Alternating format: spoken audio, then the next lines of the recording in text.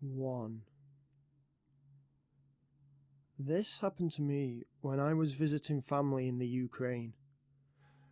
I'm from the States, but my mother has family in Ukraine. They live primarily in the Zhytomyrska Oblast or district. We were staying with my uncle in what I can only describe as a place called Kropyvnia. It's nothing like anything in the States. It's just a long dirt road which never left the Soviet era.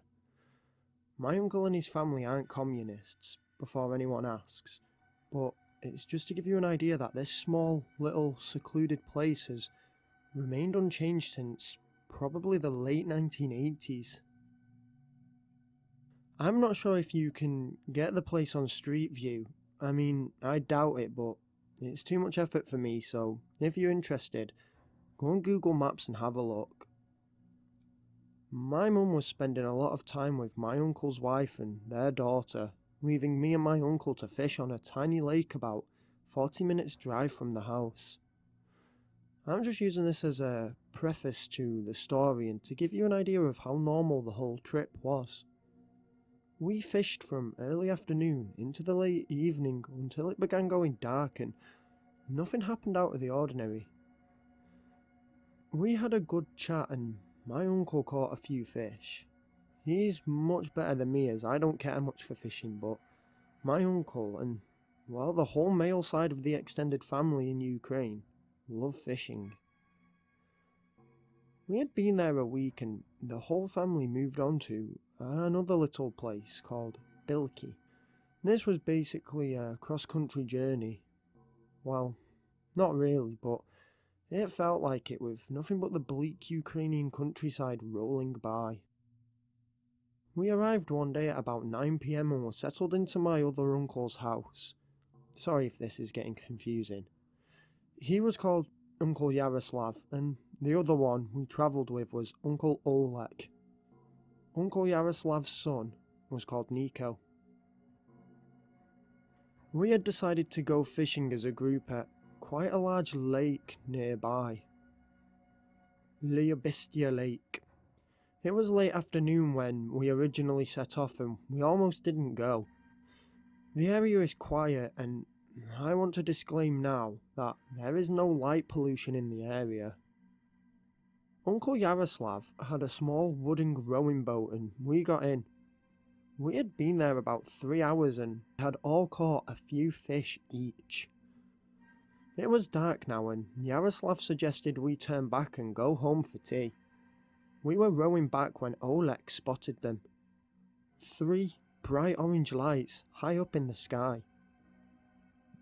They were like the orange glow of street lights, except there weren't any nearby and they were moving rapidly, taking sharp angular turns randomly. We all stared at these odd lights, unable to speak as they suddenly got in formation and were copying each other's trail. Out of nowhere, all 3 zipped down towards the water, way off in the distance. They never submerged but were on the lake. They weren't small but weren't big either. Then all 3 flew back up and began what I can only describe as orbiting a large yellow light that appeared from the right. Then all 4 lights flew off. We sat suspended in the lake, all eyes at the sky. We had no explanation. We were clearly all in shock. I've never been able to explain it, other than UFOs. Nico agrees with me, but Oleg and Yaroslav refuse to believe. Oleg suggests it was nothing more than something reflecting off the lake. But what? He doesn't have an answer for. Yaroslav believes we all imagined it. Mass hysteria. Possibly, yes, but I think a UFO is just as likely. What do you think? I'd appreciate any info on UFO sightings anywhere in Ukraine. 2. I'm a 40-year-old woman and my daughter suggested that I share this incident with you all. I'm quite embarrassed, to be honest, by the events that occurred, and I'm completely confused by the unexplainable situation I found myself in. Me and my husband were celebrating our 20th anniversary in the July of last year. We live in London and my husband, Mark, is 1 year my senior and is retired, having made a career in computing. He surprised me on our anniversary by booking us onto a transatlantic cruise. I love cruises and frequently holiday on them, but we've never found the time to do a transatlantic one, and I found this so romantic.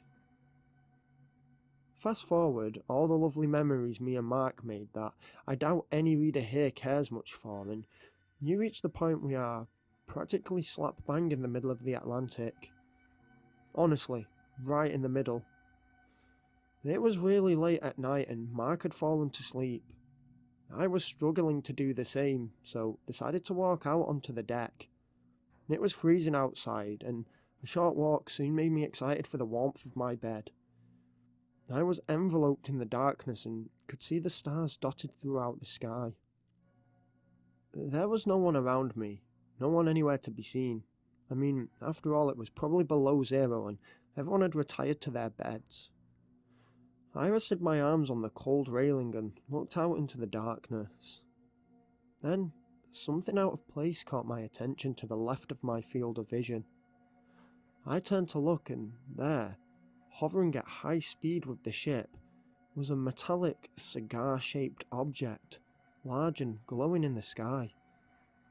It was a soft glow that emanated left to right in a rhythm and gave the craft, as I can describe it, a yellowy green tinge. The craft itself was metallic silver in colour, and had no visible features, no windows, no wings, no engine or propulsion system. I thought I was imagining it. I was transfixed for a moment, and then was looking left and right to see if there were any witnesses other than me. I could see no one, but I didn't want to leave to find someone, as I didn't want to miss the spectacle. I stood on edge, gripping the railing ever so tight, when the craft rotated at a 45-degree angle and shot off, leaving behind a bright trail that disappeared. I was completely dumbfounded and my jaw hung open. I returned to my room in a state of elation, fear, and confusion. Mark was fast asleep, but I just lay there all night, running through the events that I had just seen. I contemplated whether or not to tell Mark and decided I would. Surprisingly, he believed me and he urged me to ask some of the other guests to see if they had seen anything. I couldn't bring myself to, out of embarrassment. I was, and still am, confused. None of the other guests we dined with mentioned anything. I guess they could be fearful to open up about it like me, but I have to assume I was the only witness. When we returned home, I began researching what I'd seen and was shocked to find out it fit the description of many UFO sightings. When I was reading articles like that, I was shaking and had butterflies in my stomach. Some of the drawings looked eerily similar to what I had seen. I had never given alien life much thought, but I've slowly turned into a firm believer. The few people I have told this to ask if I were drunk. That evening, I had had 1 glass of wine, which is very normal for me, and I'm on no medication or prescriptions, so I was completely sober.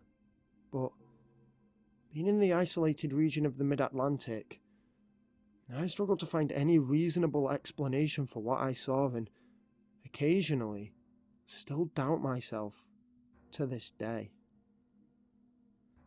3. I was a young teen when this happened, maybe as young as 12, so needless to say, at the time, I had no idea what was going on. I grew up in a typical suburban neighbourhood. I had an older brother, only older by 2 years, and My mum and dad worked average 9 to 5 jobs. We were the definition of American normality. I was friendly with all the neighbourhood kids, as was my brother, and my parents exchanged pleasantries with the neighbours. Apart from the events that occurred at this time, my life growing up was totally normal, other than the time I broke my wrist in kindergarten. So, without further ado, here is a chronological account of what happened to my family, and mainly, me. My parents moved into the house before I was born, when my brother Charlie was a baby himself. It was made in the 1950s, the nuclear family era, and didn't have an upstairs. It was large and flat with a nice lawn, a drive, and a big backyard. The house was square-shaped with a small add-on at the side that was the garage. After the events that transpired, this is what my mum and dad said happened before I was born. This is a prequel to the events, if you will. My dad said he had never had any issues sleeping before, and chalked it up to having moved into a new place, but for the first few months, he could never sleep, even when my brother was sleeping. His mind, as he put it, was running a mile a minute, constantly. He would constantly be unable to sleep, and for reasons unknown to him, even to this day, he dreaded the thought of looking out of the window. He said he would lie there into the wee small hours and would see lights like that of a car headlight go by, but never hear any vehicle in the silence. He admitted he never got up to investigate. He also said that the lamppost just outside next door but one's would flash on and off as if the bulb was about to blow, but said to me that the neighbours never said anything to him about it, and that it didn't flash in the early evenings. My mum had a few stories of her own. She would tell me how there would be real bad interference on the baby monitors, the deafening crackle of static, and she swore to me that there were times when she heard garbled voices through the static, but we both agree we cannot use this as solid evidence. She said it would get to the point where that she would turn off the monitors as the sounds were just so haunting. My mum also tells me how, in the house, some objects would interact weirdly with the world. To put it blunt, objects, small ones specifically, such as keys and paper, would defy the laws of fucking physics. She once told me how, just after I had been born, that she had just collected the mail from the mailbox and I began to cry.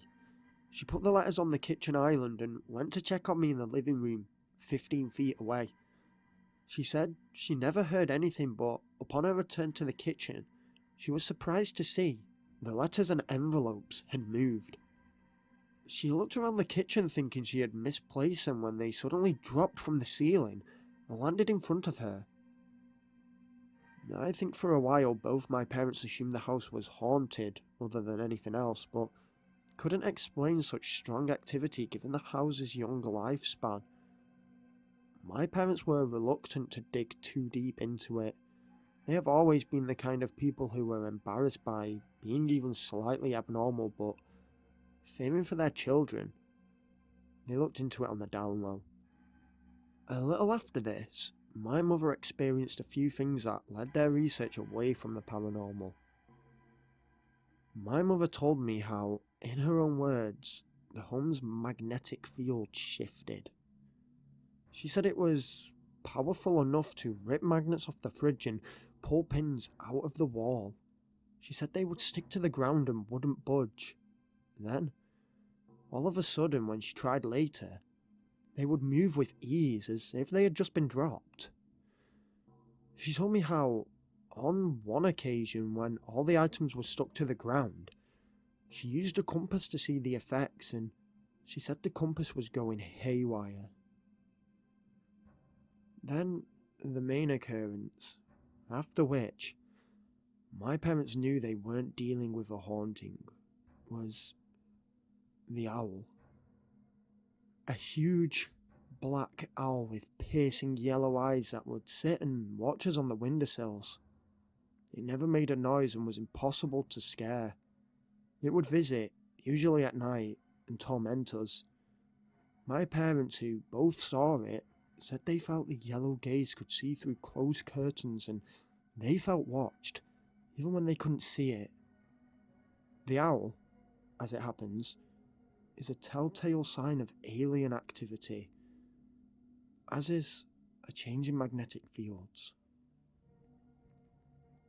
My parents had no idea what to do and struggled to deal with it whilst looking for new places to live.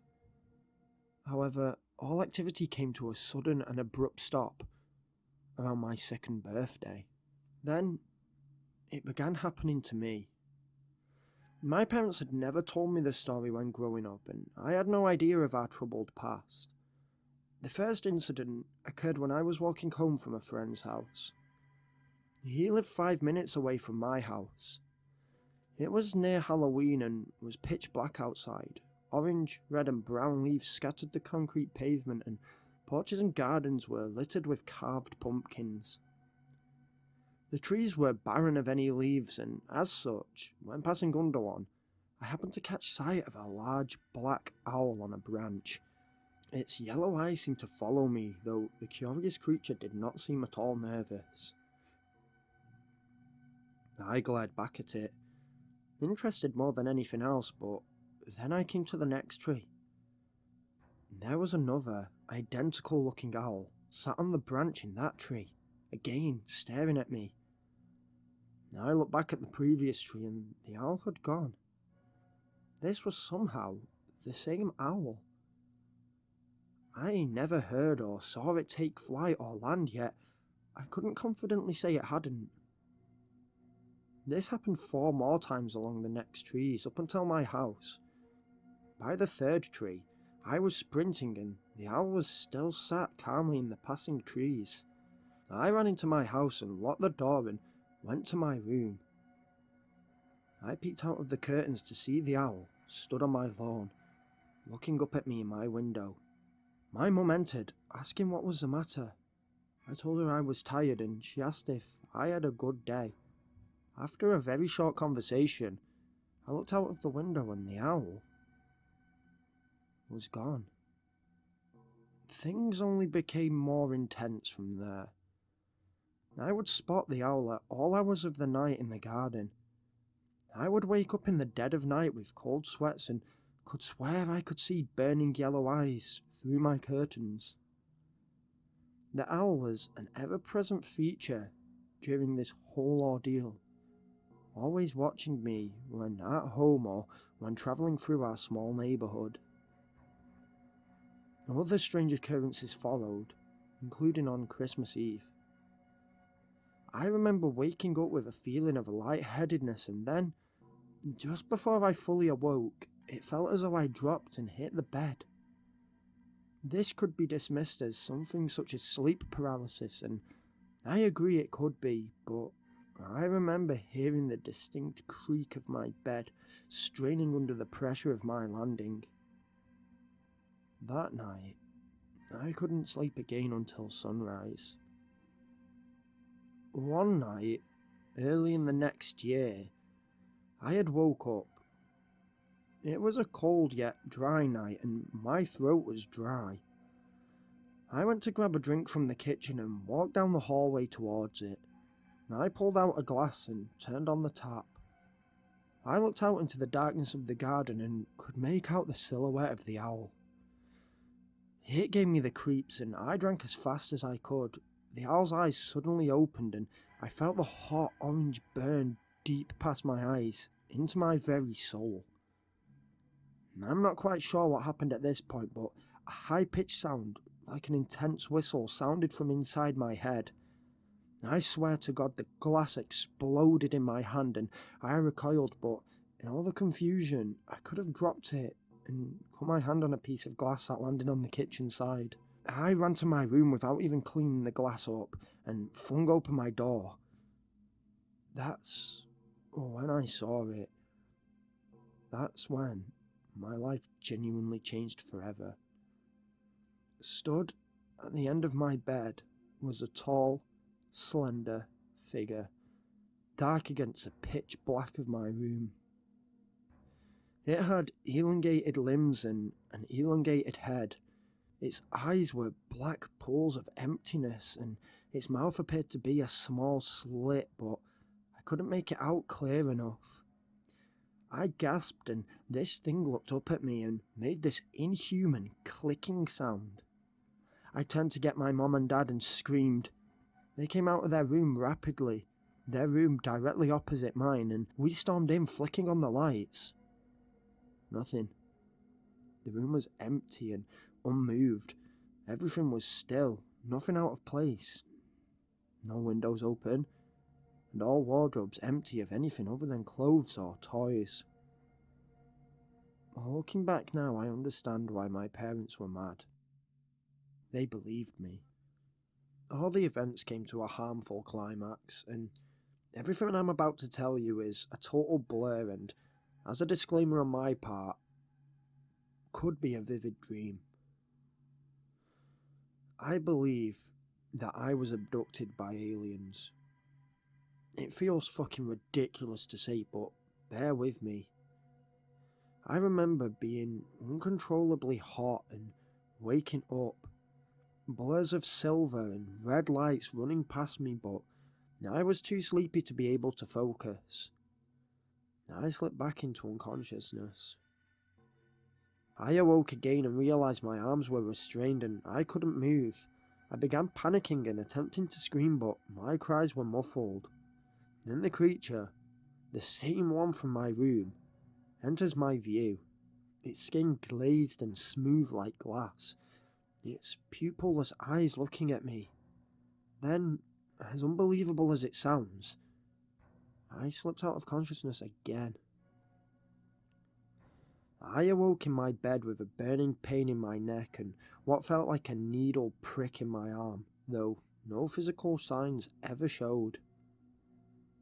I told my parents about this dream, and they seemed extremely concerned. They didn't tell me about their experiences. In fact, that wouldn't happen until this year, when I was 20. My parents sharing their experiences with me prove, in my eyes at least, it wasn't all in my head, and that was a compelling force for me to finally share this. We moved out not long after, and all activity soon ceased. I'm convinced us moving had nothing to do with it. I feel they, whoever they are, got what they wanted from us. Still, on the day we moved out, as we pulled out of the drive one last time, in the middle of the day, I saw the tall black owl watching us leave from a tree branch nearby. Despite what you think, my parents didn't let me see a therapist, and I'm extremely thankful. I would have either been admitted to a mental institute or separated from my parents, as some psychologists have stated that UFO abductions may be a way for some children to recess forms of abuses. As a child, it never affected me except for when it was actually happening, but in my late teens, recently, I went through a tough spot of self-doubt and disbelief, which is why, when I reached out to my parents, I think they told me their experiences too. Listen, all this is a lot to take in. I doubt even 1% of you will believe it. Heck, I had a breakdown over not believing it, and it actually happened to me. I have no evidence to support it, and it's not exactly being conveyed by the most reputable sites. But nevertheless, there will be the fraction of people reading this who will be thinking similar things have happened to them.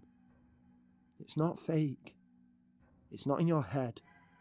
It's real, and it does go away. At least for me, anyway. 4. When I was 23, I got a call from my mum and dad. They were retiring and had purchased a ranch out in Arizona to, in their own words, live off the land. Naturally, when the chance arose, me and my girlfriend at the time decided to go up and see them. I have 2 brothers and a sister, and we tried to arrange it so we'd all be visiting at the same time, but one of my brothers couldn't make it. It was a good 8 hours to get to the ranch, and we were the first to arrive. My parents seemed happy, but a little off, as if some issue was plaguing them. I didn't say anything as I didn't want to intrude, especially if I was wrong and just looked like a fool. The ranch was massive, roughly 40 acres, and the house was a mansion-sized log cabin. There were stables and outhouses, barns and sheds scattered all throughout the land, and pens which housed livestock and horses took up the main bulk of space. My mum showed us to our room, and soon after, my other siblings arrived. That night we barbecued in the garden till way past dark, and my mum and dad retired to bed. Me and my 2 siblings decided to stay out and have a few beers and a bit of a catch-up, and with this, my girlfriend and my sister's husband also retired to their rooms respectively. We sat out laughing and reminiscing, having a good time. We toasted to Mum and Dad's old house where we had all grown up as kids and discussed a new property in awe. We all agreed it was a fantastic place. A little later on, my brother decided to go to bed. Me and my sister were left talking for a while, and she was looking out over the back of the property. I was facing the property and couldn't see anything but the house. My sister's face suddenly became fearful, and she pointed behind me asking what that was. I turned to see nothing. I asked my sister what she had seen, and she claimed that off in the distance, near a line of bushes, she saw a tall, humanoid-looking creature lurking in the shadows. At first, I thought she was just messing with me, but the look on her face said otherwise. The fear of the situation was beginning to rub off on me, and I felt uneasy, but not wanting to risk leaving an intruder unnoticed, I briefly slipped back into the house and grabbed 2 large torches. You know, the ones that are as bright as 1,000 candles. We walked down the porch, onto the bare land, and headed past a dry wooden pen towards the bushes. Our torches illuminated the trail, and clearly twigs had been broken from the bushes.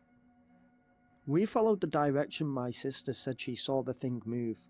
She kept referring to the figure as an it, and when I asked why, she told me that whatever it wasn't human. I exclaimed she must have just misseen the person, but she argued against this. We walked around the back of the bushes and my sister screamed. I directed my torch to the ground, my sister sobbing into her hands. On the floor was the corpse of a goat. But this wasn't your usual kill. It hadn't been shot, stabbed, or died naturally.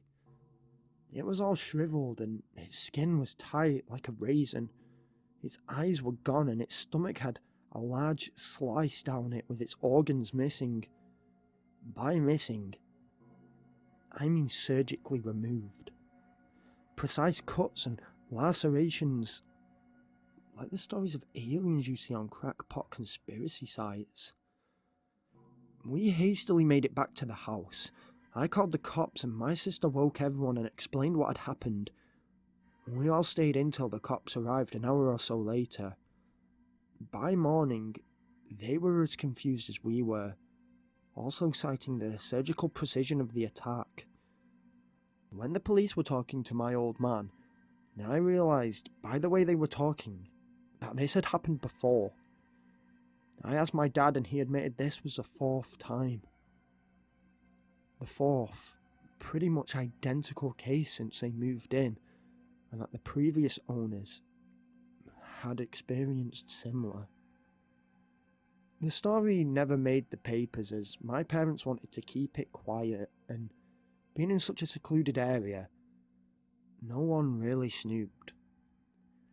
My parents say, to this day, that the occasional cattle corpse still shows up under the same unnatural circumstances, though they have never seen anything like my sister claimed. I went from a total non-believer in the silly alien theories, but having experienced it firsthand, I now look to the skies and believe that we are not alone. 5. Now, I live in a semi-rural area in Connecticut. As such, I'm literally a 5-minute drive in any direction from lovely natural scenery.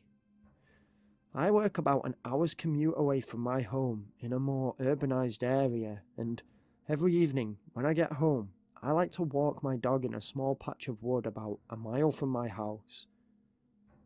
The experience that I'm about to share happened a couple of months ago. I came home from work, and with it being summer, I decided to cook some food before walking the dog as I was hungry and it would still be light. After eating, I loaded my dog, a bloodhound, into my car and we drove to the woods.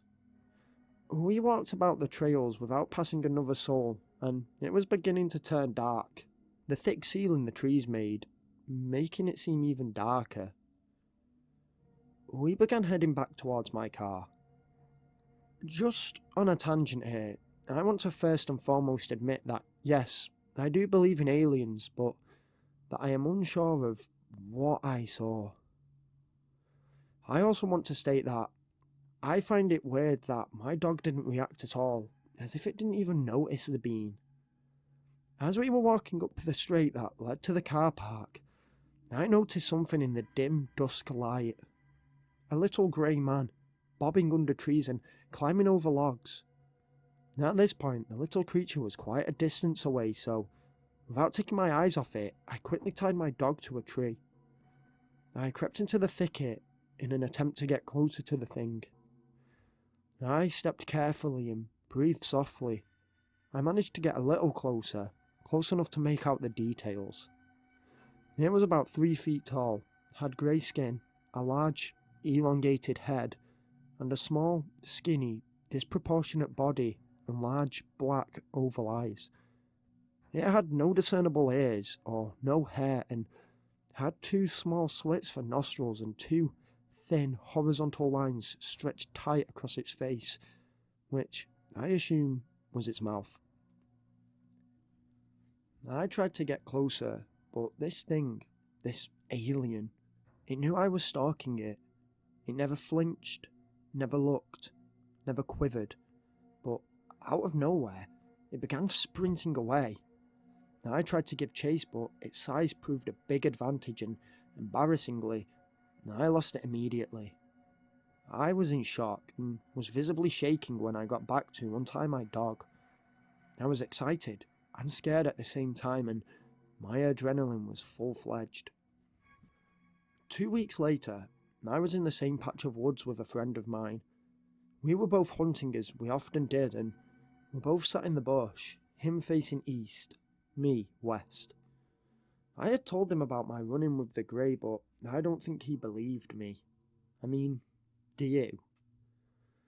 The afternoon was warm, and the air still. We had been sat silent and unmoving for a couple of hours when I caught sight of movement off in the distance. I pulled up my rifle and looked down the scope. I almost dropped my rifle when I saw it was the fucking grey.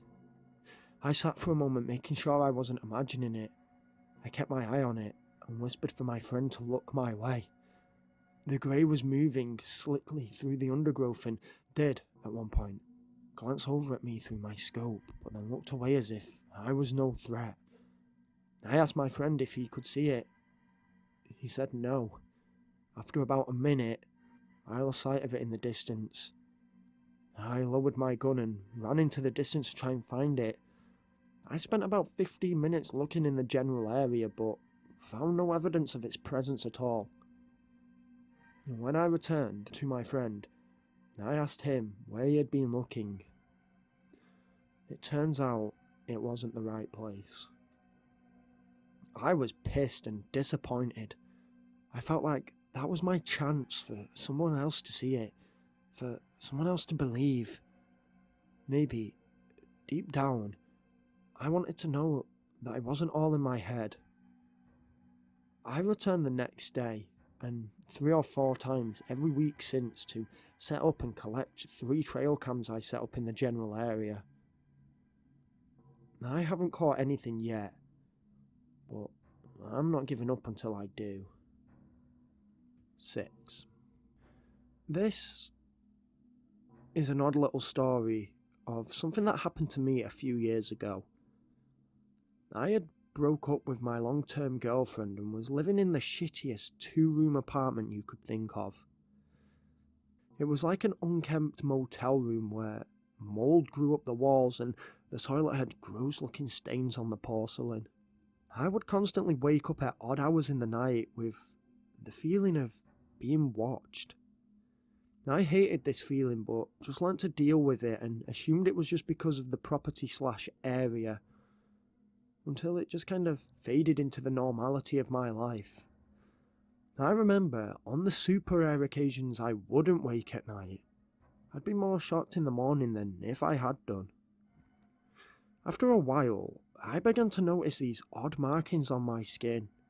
They were like burn scars, and they started off as small complete circles that I told myself I'd keep an eye on. Over time though, they became more detailed and disturbing. I'm no big astrologist, but some look like star maps or constellations, but I can't, even now, be 100% certain, and others, including a big one on my back, look like something you'd see in crop circles and kind of reminded me for the logo for the movie Signs. I ended up making contact with my ex because I had no one else to turn to, and she thought they were self-inflicted and that I needed help. It took me fucking hours, even days, to make her believe I didn't. This put me off visiting the doctors to get it checked out in case they thought similar. I was surprised when, after a few months, each one would disappear or heal, despite appearing to be scars. I moved out of that flat after 2 years, and at the 3 places I've lived since, I have never woke up with the same markings and don't tend to struggle to sleep. I never actually saw anything during my time at that apartment, nor did I experience anything else, but I think it could be something paranormal. But the seemingly astrological significance of the markings made me think it could be something more extraterrestrial. 7. One of the weirdest things that I ever saw during my time as a police officer happened on a farm about 15 miles out of the small town I lived in. It was owned by this deranged hermit whose family had possessed the land for generations. He was a lonely, awkward type and would come into town once a week to collect provisions. He had no wife or children and farmed the land alone. When this happened, he must have been getting on 70 and the years showed. He had tough, leathery skin, pale and dry, deep, sunken eyes, a twisted spine, and hunched, tired features. I'd never really spoke to the guy. He never had any issues with the law or the townfolk, and he never had any need for us, so you can imagine my shock in the winter of '87 when I had a call from him. He sounded rushed, panicked.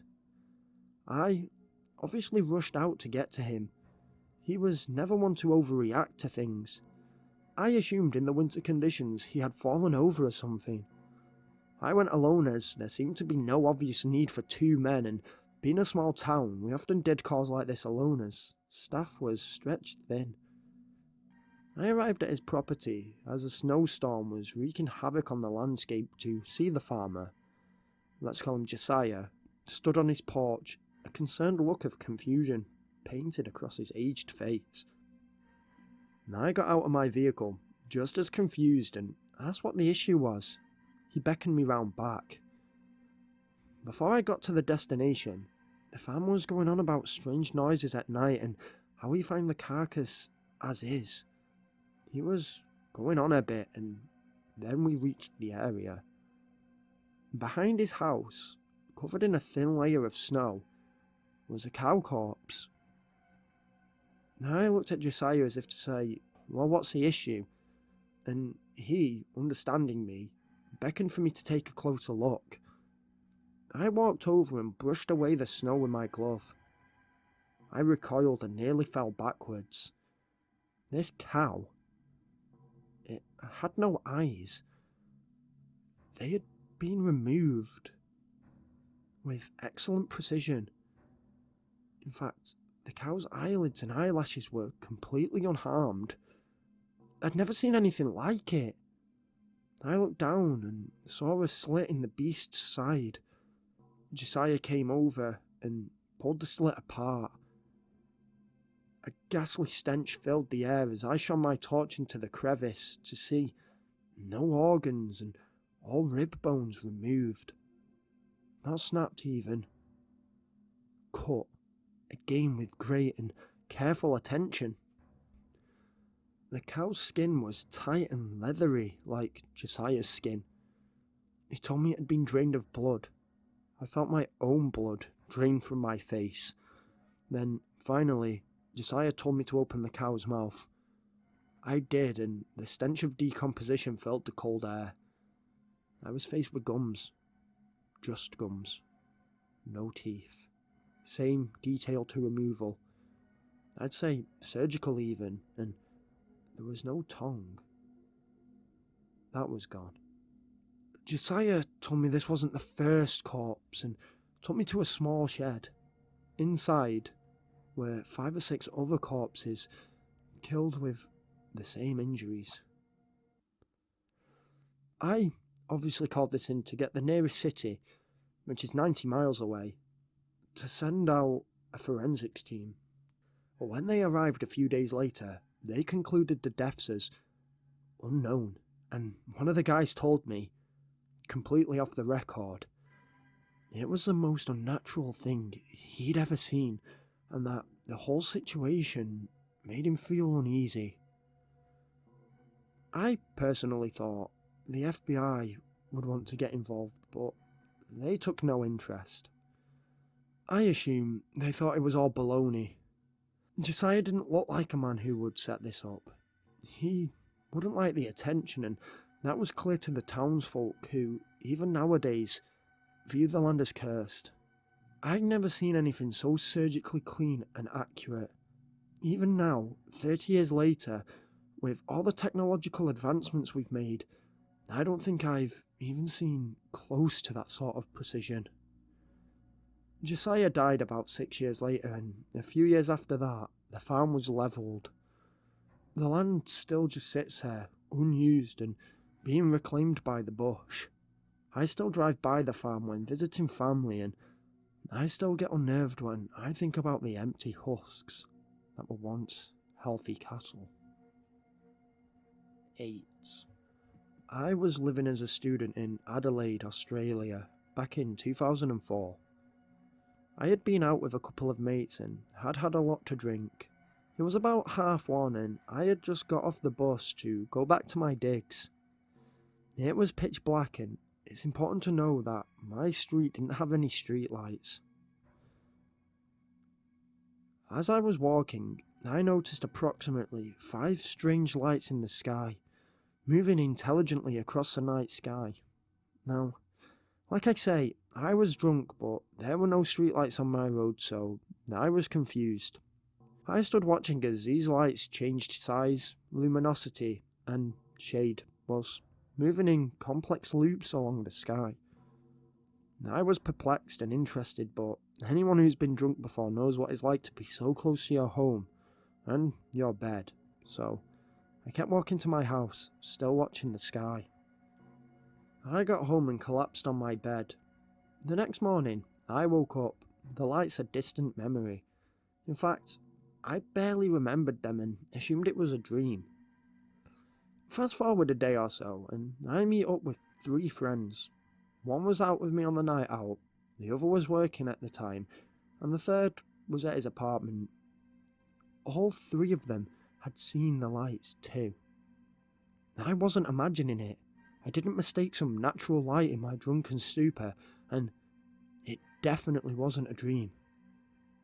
Now, I was shocked to find out that roughly 50% of my friend circle had seen the lights, and about 10% of the 50% that didn't were asleep or out of town.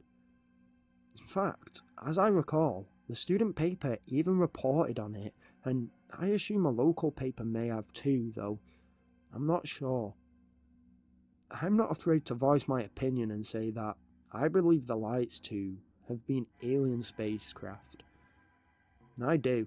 It's ridiculous to think that we are alone in the universe, and it's stupid to think that we are the most intelligent species in the universe.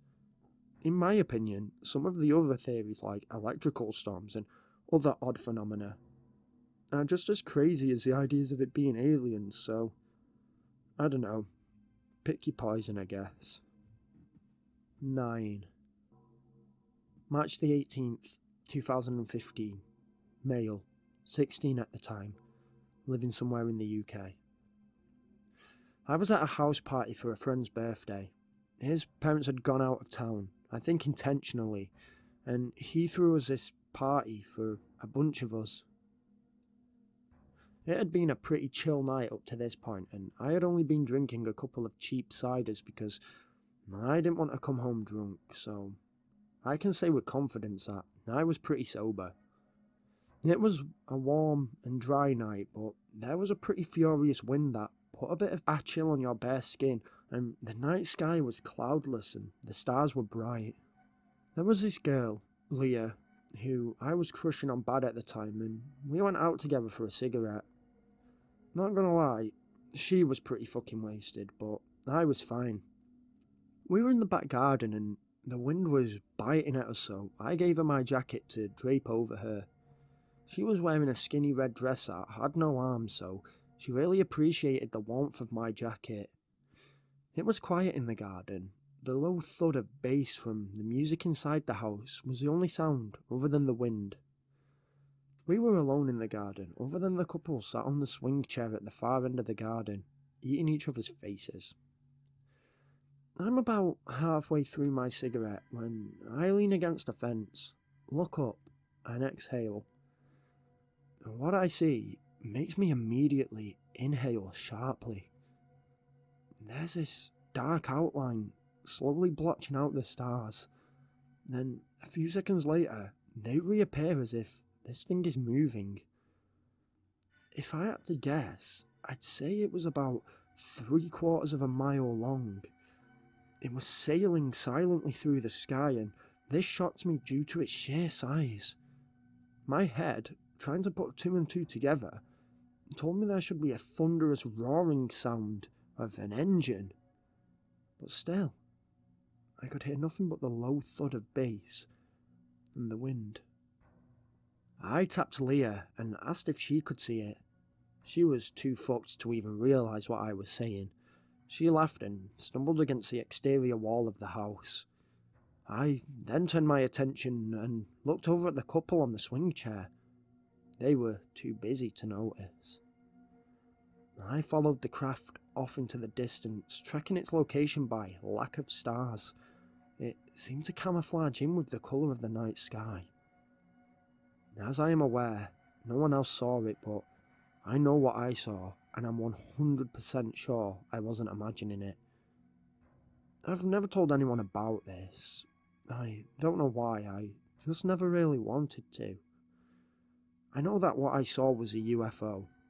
Aliens or government, I don't think I'm qualified to say, but either way, it was both an awesome and daunting experience. 10.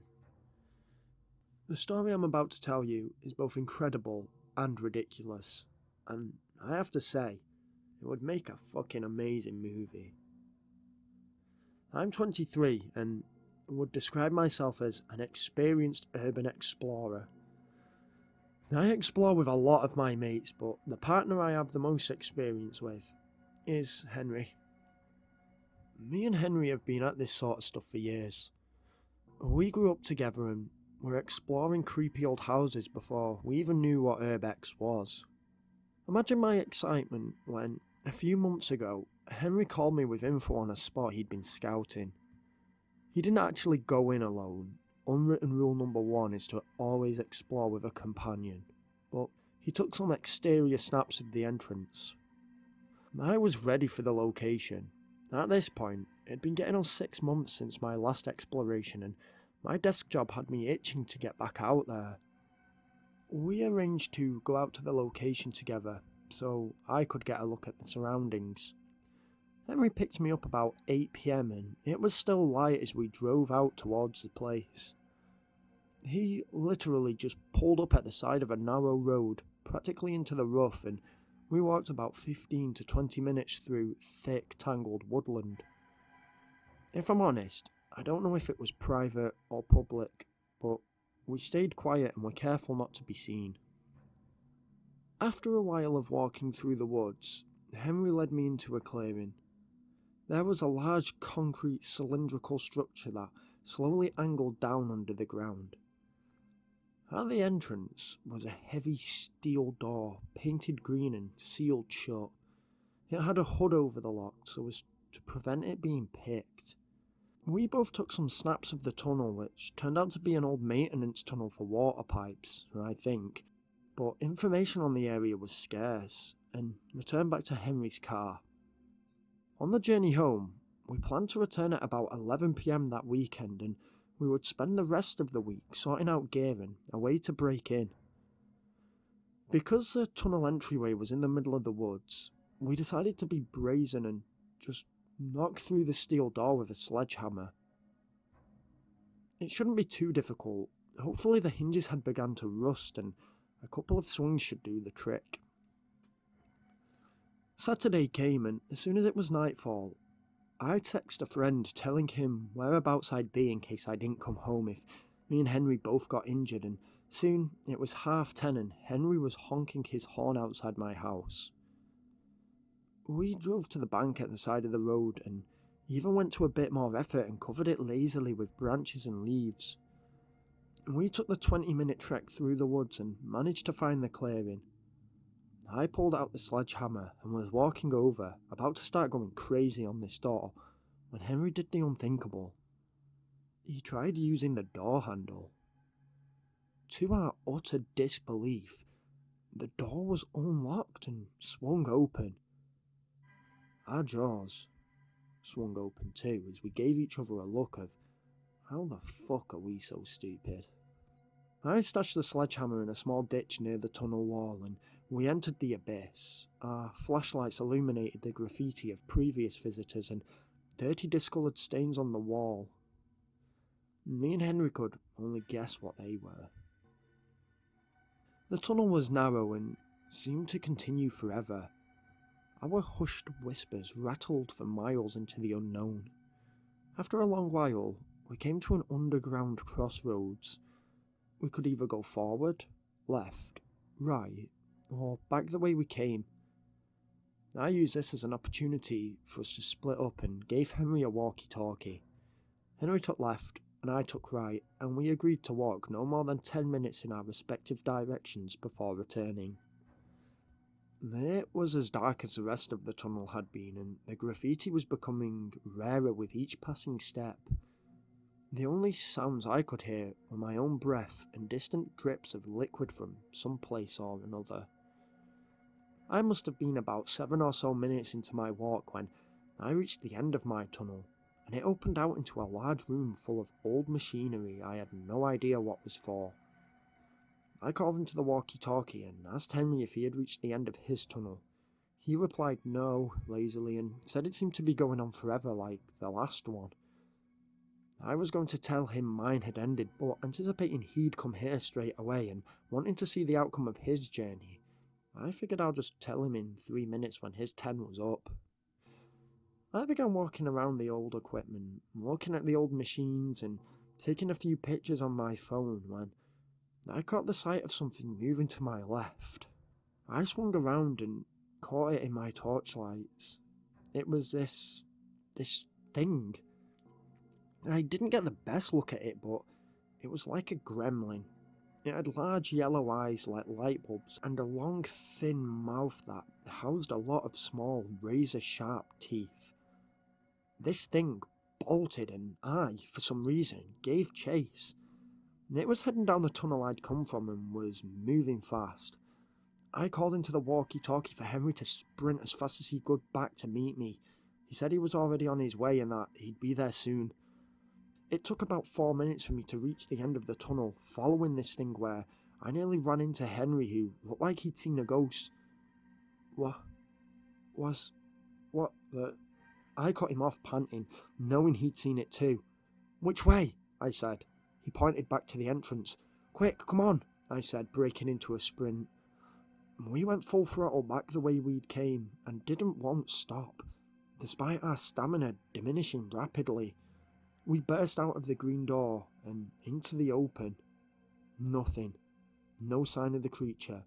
No sign the leaves had even been touched or that anything had come this way at all.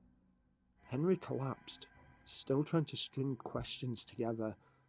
I couldn't answer them. I had no idea what we'd seen. I surveyed the area for a good 15 to 20 minutes before we decided to leave.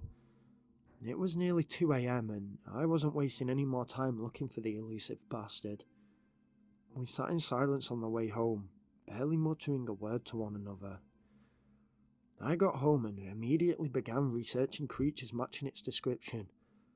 I came up short for days until I somehow stumbled across the case of the Hopkinsville goblins in an old book at my brother's house.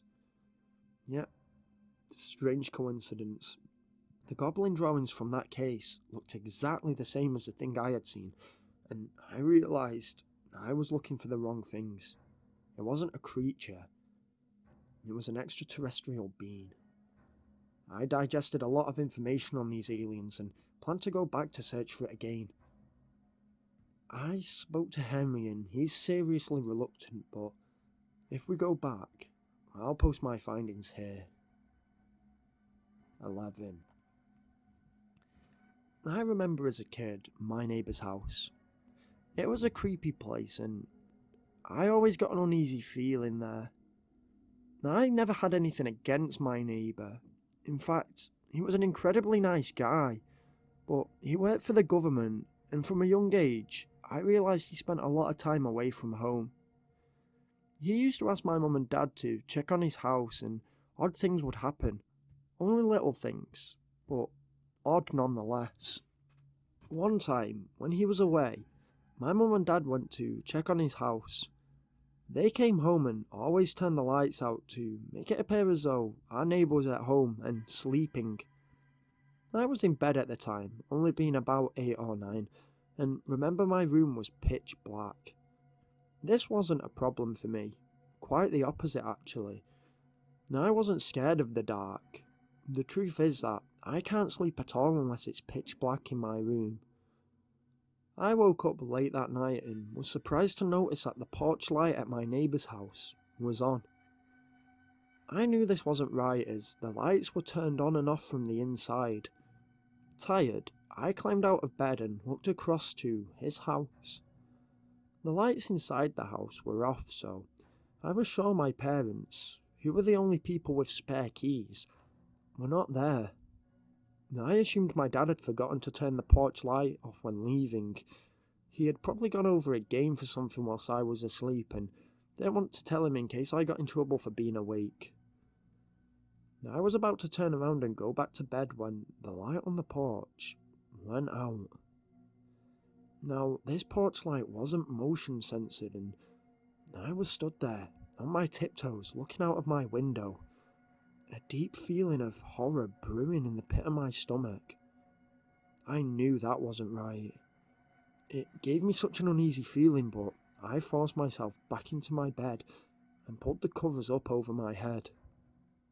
I woke up again, to the lights turning itself on and off. It was like a flash or a bulb flicking before cutting out. It was slow and deliberate. On. Off. On. Off. The fear grew inside of me and again I pushed myself out of bed and over to my window. I looked out across the street, ignoring the house and looking to see if any other neighbours were noticing this. Everything was calm and still. It must have been really late into the night, as all the neighbours' curtains were drawn and lights were out. I looked over at my neighbour's porch, not looking at the window, just the light. My neighbour's house has steps leading up to the porch, a door, and then a narrow glass window next to the door. The light switch for the porch light is on the wall next to this window, so anyone turning the light switch on or off could be seen through the window. On, off, on, off. When the light went off, I saw it. I don't know what it was and still struggle to explain it even now. A large shadowy figure, featureless over the black silhouette. The elongated arms and the long, spindly fingers or claws. Though I couldn't make out any features, I felt as though it was looking right at me, eyeless yet all-seeing. I gasped and pulled away from the curtains, dropping beneath the sill and panting. I wet myself sat in that position as the light kept going. On. Off. On. Off. I stayed there and somehow managed to fall asleep there and woke up early the next morning. With the courage that daylight brought, I looked out my window. The light was completely off. I exited my room to see my mum and dad were still asleep, so I know they hadn't been over and turned off the light early that morning. When my dad woke up, I asked him if he was over the neighbours late last night. He revealed that the last time he went over was just before I went to sleep last night, meaning he hadn't left the light on the first time and had nothing to do with the strange shadowy creature thing over at my neighbours. When I tell people these days about what it looked like, imagine that creepy shadow thing from the movie Insidious when it points at the kid who's in the coma. That's what it looked like. Just the thing I saw was a complete black mass. Like I say, that's not the only thing to happen at my neighbour's house, and my mum and dad and even my neighbour himself noticed some spooky happenings. But that was the most intense thing that I can remember happening. 12. I was house-sitting my grandma's house for a week whilst she went on holiday. My grandpa had died the year before, and obviously it was a very difficult time for my grandma, so I had paid for her to go on holiday with one of her old friends.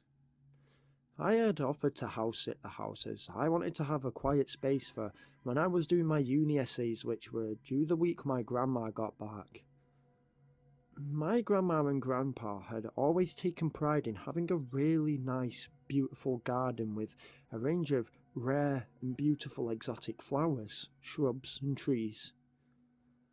They always had fresh flowers in every room since as long as I can remember, but since my grandpa died, the garden had become overgrown. All the flowers had been replaced by weeds and any flowers left were wilted. There was never any fresh flowers in the house. My grandma said she didn't have flowers anymore because she couldn't be bothered looking after and maintaining them. It was always my grandpa who looked after everything like that. I decided that I would take one of the 3 days I had in the week to completely renovate her garden by clearing all the overgrown weeds and planting fresh flowers. It wasn't much, but it looked nice. I decided that I would also put fresh flowers in every room of the house and I would replace them every time I came around since I visited a lot. So I went to the shop and bought flowers and put them in every room in the house.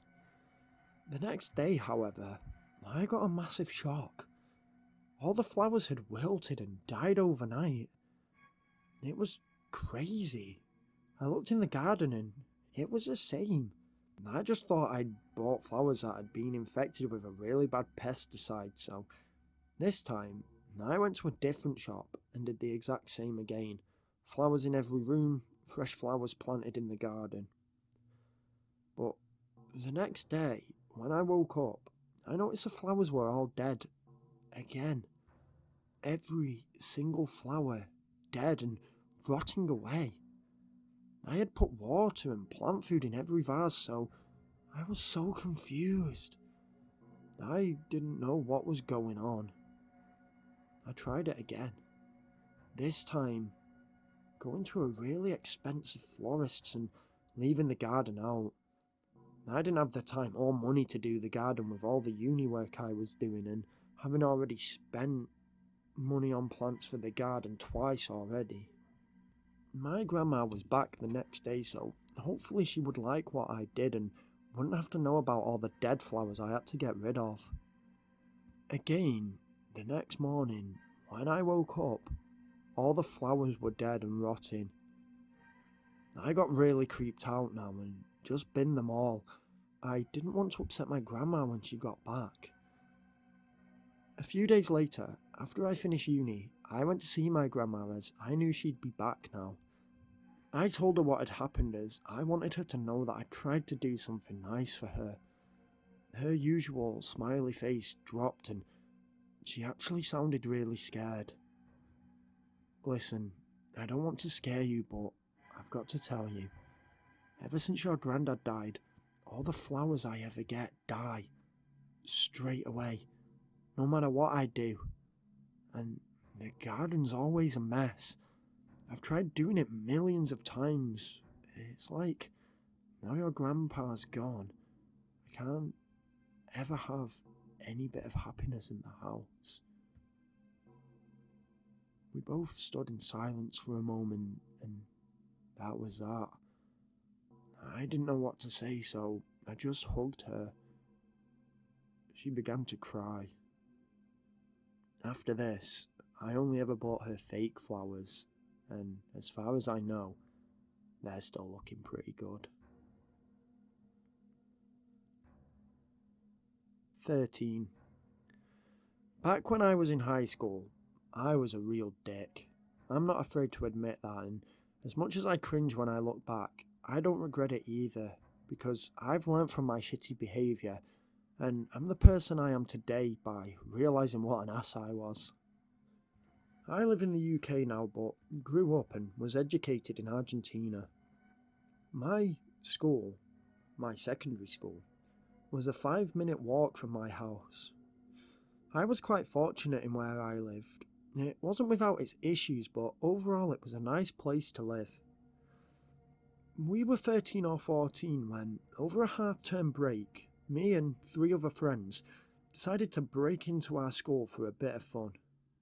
There wasn't much to do around my area, and this pushed us to doing stupid shit like, well, breaking into schools and stuff. 2 of my friends lived on my street and the other lived the other side of town, so I arranged for him to sleep over at mine. It was about 11 o'clock and my parents had just gone to bed. They were always early birds, so this was normal. We waited about half an hour to let the heat cool and then sprung into action. We got dressed and crept downstairs, snuck out of my house and ran to meet my other 2 friends at the edge of my street.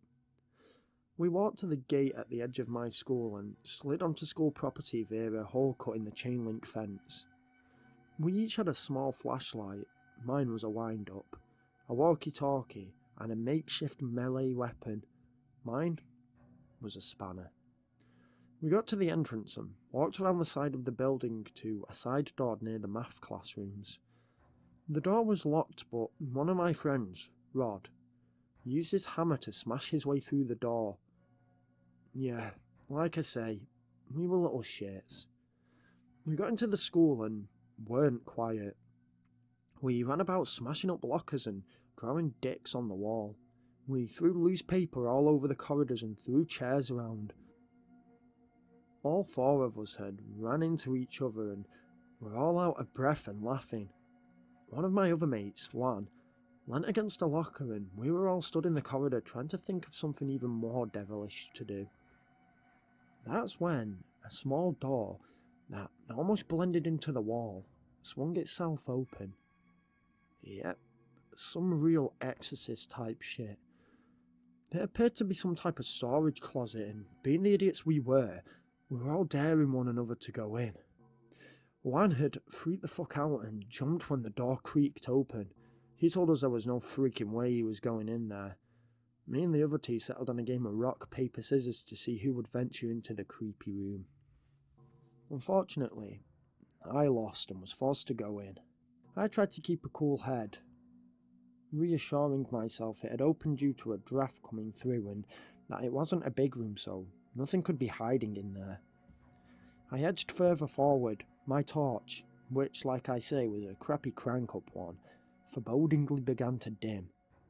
I cranked it and edged further forward. I passed the threshold into the small closet when... BLAM! The door slammed behind me. I turned and gripped the handle in the darkness. It was stuck. I began to panic and desperately called out to my friends. My cries were met with laughter. "You gotta stay in for 5 minutes, loser," I heard Rod shout from the other side of the door. Then the other two laughed. "It's not fucking funny, let me out, Rod," I exclaimed. He wouldn't move and stopped replying to me. I grabbed out into the darkness and found the chain that, when pulled, turned on a dull bulb. The closet was just shelving, paper towels, cleaning products, and bin bags, which all lined the walls. In the darkness, on the far side of the closet, was a mop, the blonde top making it look like a person. I jumped at first, and even managed a small laugh when I realised how silly I was for jumping. I walked over to the mop, flicked the hair, and went boo to myself and started to laugh again. Then I heard a sound, a noise. It sounded like wind rushing through trees or multiple hushed and rapid whispers. I turned back around to face the mop. It seemed to be emanating from behind it. I, stupidly, began creeping closer to the mop, which, for the sake of clarity, was leant stably against the shelves. I reached an arm out to grab the mop when the mop was pushed forward and hit the ground heavy. It didn't bounce or move. It was like it was attracted to a magnet. I turned and hammered at the door, crying for my friends to let me out. Shocked, they opened the door and I fumbled out. I was babbling, but they managed to piece together what I was saying. My tears proved I wasn't a liar and that I wanted to leave, but the other three wanted to find the ghost. I protested, but I was outnumbered and reluctantly caved to peer pressure. We all decided to stick together. I was jumping at every little sound at this point and just wanted to leave. We came to our maths classroom, the one that, during term time, I'm actually in. Rod had been in there before and had thrown the tables and chairs about and drawn dicks on the chalkboard. He stopped dead in his tracks and told us we should leave. I was confused, as were the other two, who had turned and asked why. He told us that he hadn't drawn that and pointed to the chalkboard. There, with 3 long, crooked lines pulled down the board in white chalk. We all looked at one another. "Are you sure?" one asked. "Positive," Rod replied. We were literally turning to go out when a screech from the classroom made us turn back. One of the chairs had slid across the floor and we had all kind of seen it out the corners of our eyes. We stood there, petrified for a moment, all eyes on the now still chair. Then it burst into life again and was moved violently across the room. We didn't even wait for the chair to even stop moving. We all bolted, screaming bloody murder, and rushed rapidly to the side door we'd come in, then kept running until we reached the chain link fence, and then we kept running still, till we reached my front garden. We all collapsed in a heap on my front garden and tried to reason about what we'd seen. Yeah, it was just winds. You know how these old buildings are. We all fake laugh at how silly we'd been for overreacting, but there was an air of realization to it all.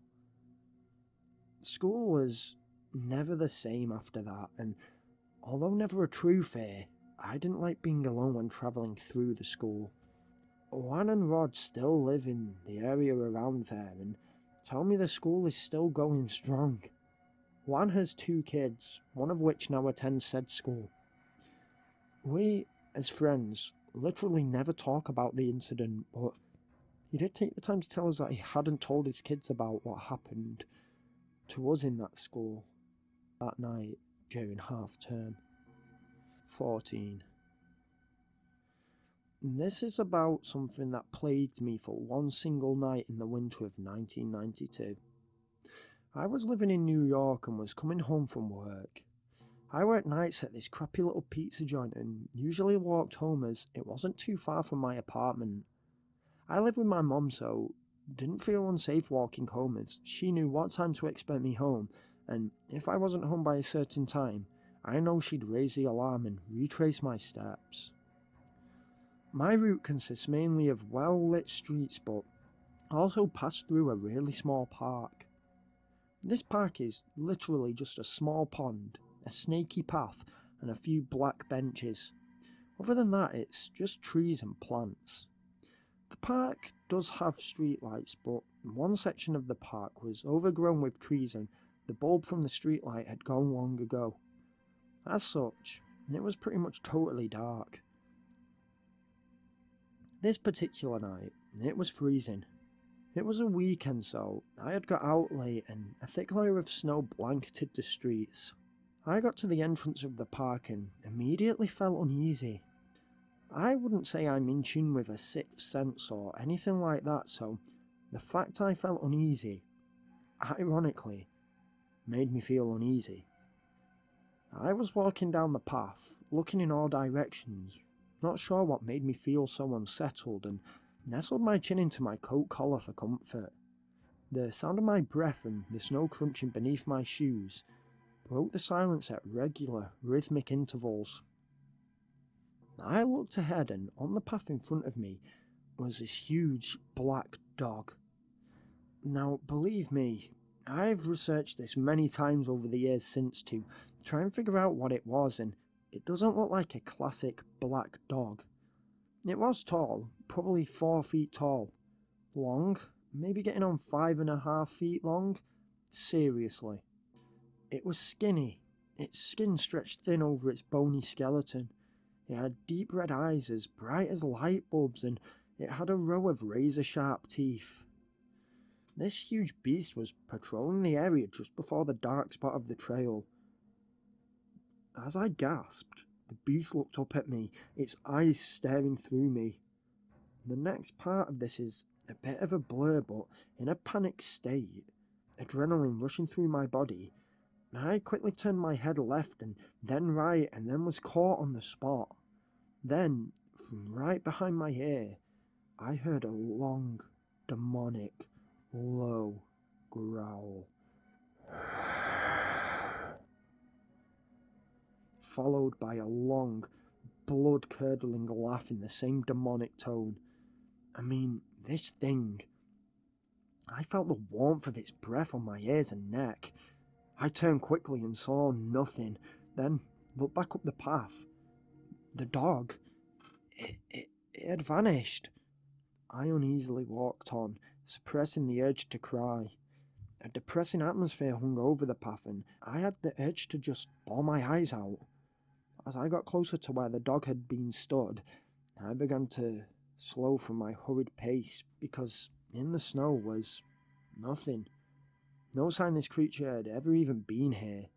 I looked uneasily into the trees either side and saw nothing. I powered on. The dark spot scared the hell out of me tonight. I felt eyes on me and heard a second set of footsteps in the snow behind me. I'd stop and turn around to see no one or nothing in the snow. I'd turn back around and hear what sounded like when a bull exhales through its nostrils. This happened 2 or 3 times until I just began sprinting. As I was sprinting, I heard the same demonic laughter coming from 6 or 7 invisible assailants, all sides of me. The laughter and growls became overwhelming, and as I looked in every direction, I swear I could see smoky, black figures that emitted an energy of pure evil. As I came back into the lamplit section of the path, the laughter and growls slowly faded. As they did, I had to stop as I was close to collapsing from exhaustion. I had my hand on my knees and looked up. There, in the snow, leading from the darkness, were two sets of fresh prints in the snow. One set was mine. The other was that of a large bipedal animal, like paws. I knew there was a look of pure terror on my face as I glared over to the darkness. Then there was a loud creak, and a large old branch snapped off one of the withered trees. The branch came crashing down to the ground and snapped into pieces. Then, way off in the distance, I heard the growl again. There was no wind, not even a light breeze. I just began crying there and then on the spot and ran as fast as I could home. My mum believed me, but I had a hard time convincing others due to how far-fetched this story is. I took that path for another year or so and never had anything odd happen again. I still occasionally go past the park, and last I saw, the streetlight on the dark patch was now fixed, the bulb replaced. I was born and raised into a cult. Since leaving when I was 26, I have literally struggled to find anything on the cult, their actions and their beliefs. I hailed from the deep south, and I mean really deep. The compound I was born into was miles from any civilization and was in the middle of the backwoods. The cult, whose name was the Children of the Dove, consisted of about 50 members, me, my mum and my dad included, and all members constantly lived on the compound except for the high priest Rosamund and the apprenticed Hole. They would on occasion take the trip into the nearby town to collect food, clothing and other essentials. The cult was a doomsday cult that had two main beliefs. One, that the second coming of Christ would bring on the start of the apocalypse, and that this was to happen in the next 5 years, though Rosamund wouldn't give an exact date as he didn't want to cause shock and panic, in his own words, and the 5 years changed to 5 years every 5 years.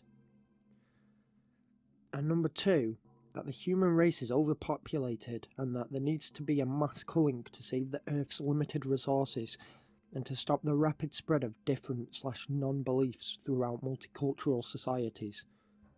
The cult was hugely racist and thought that the culling should start with minorities such as blacks and Indians. Viewing the world as overpopulated, sex was basically a sin.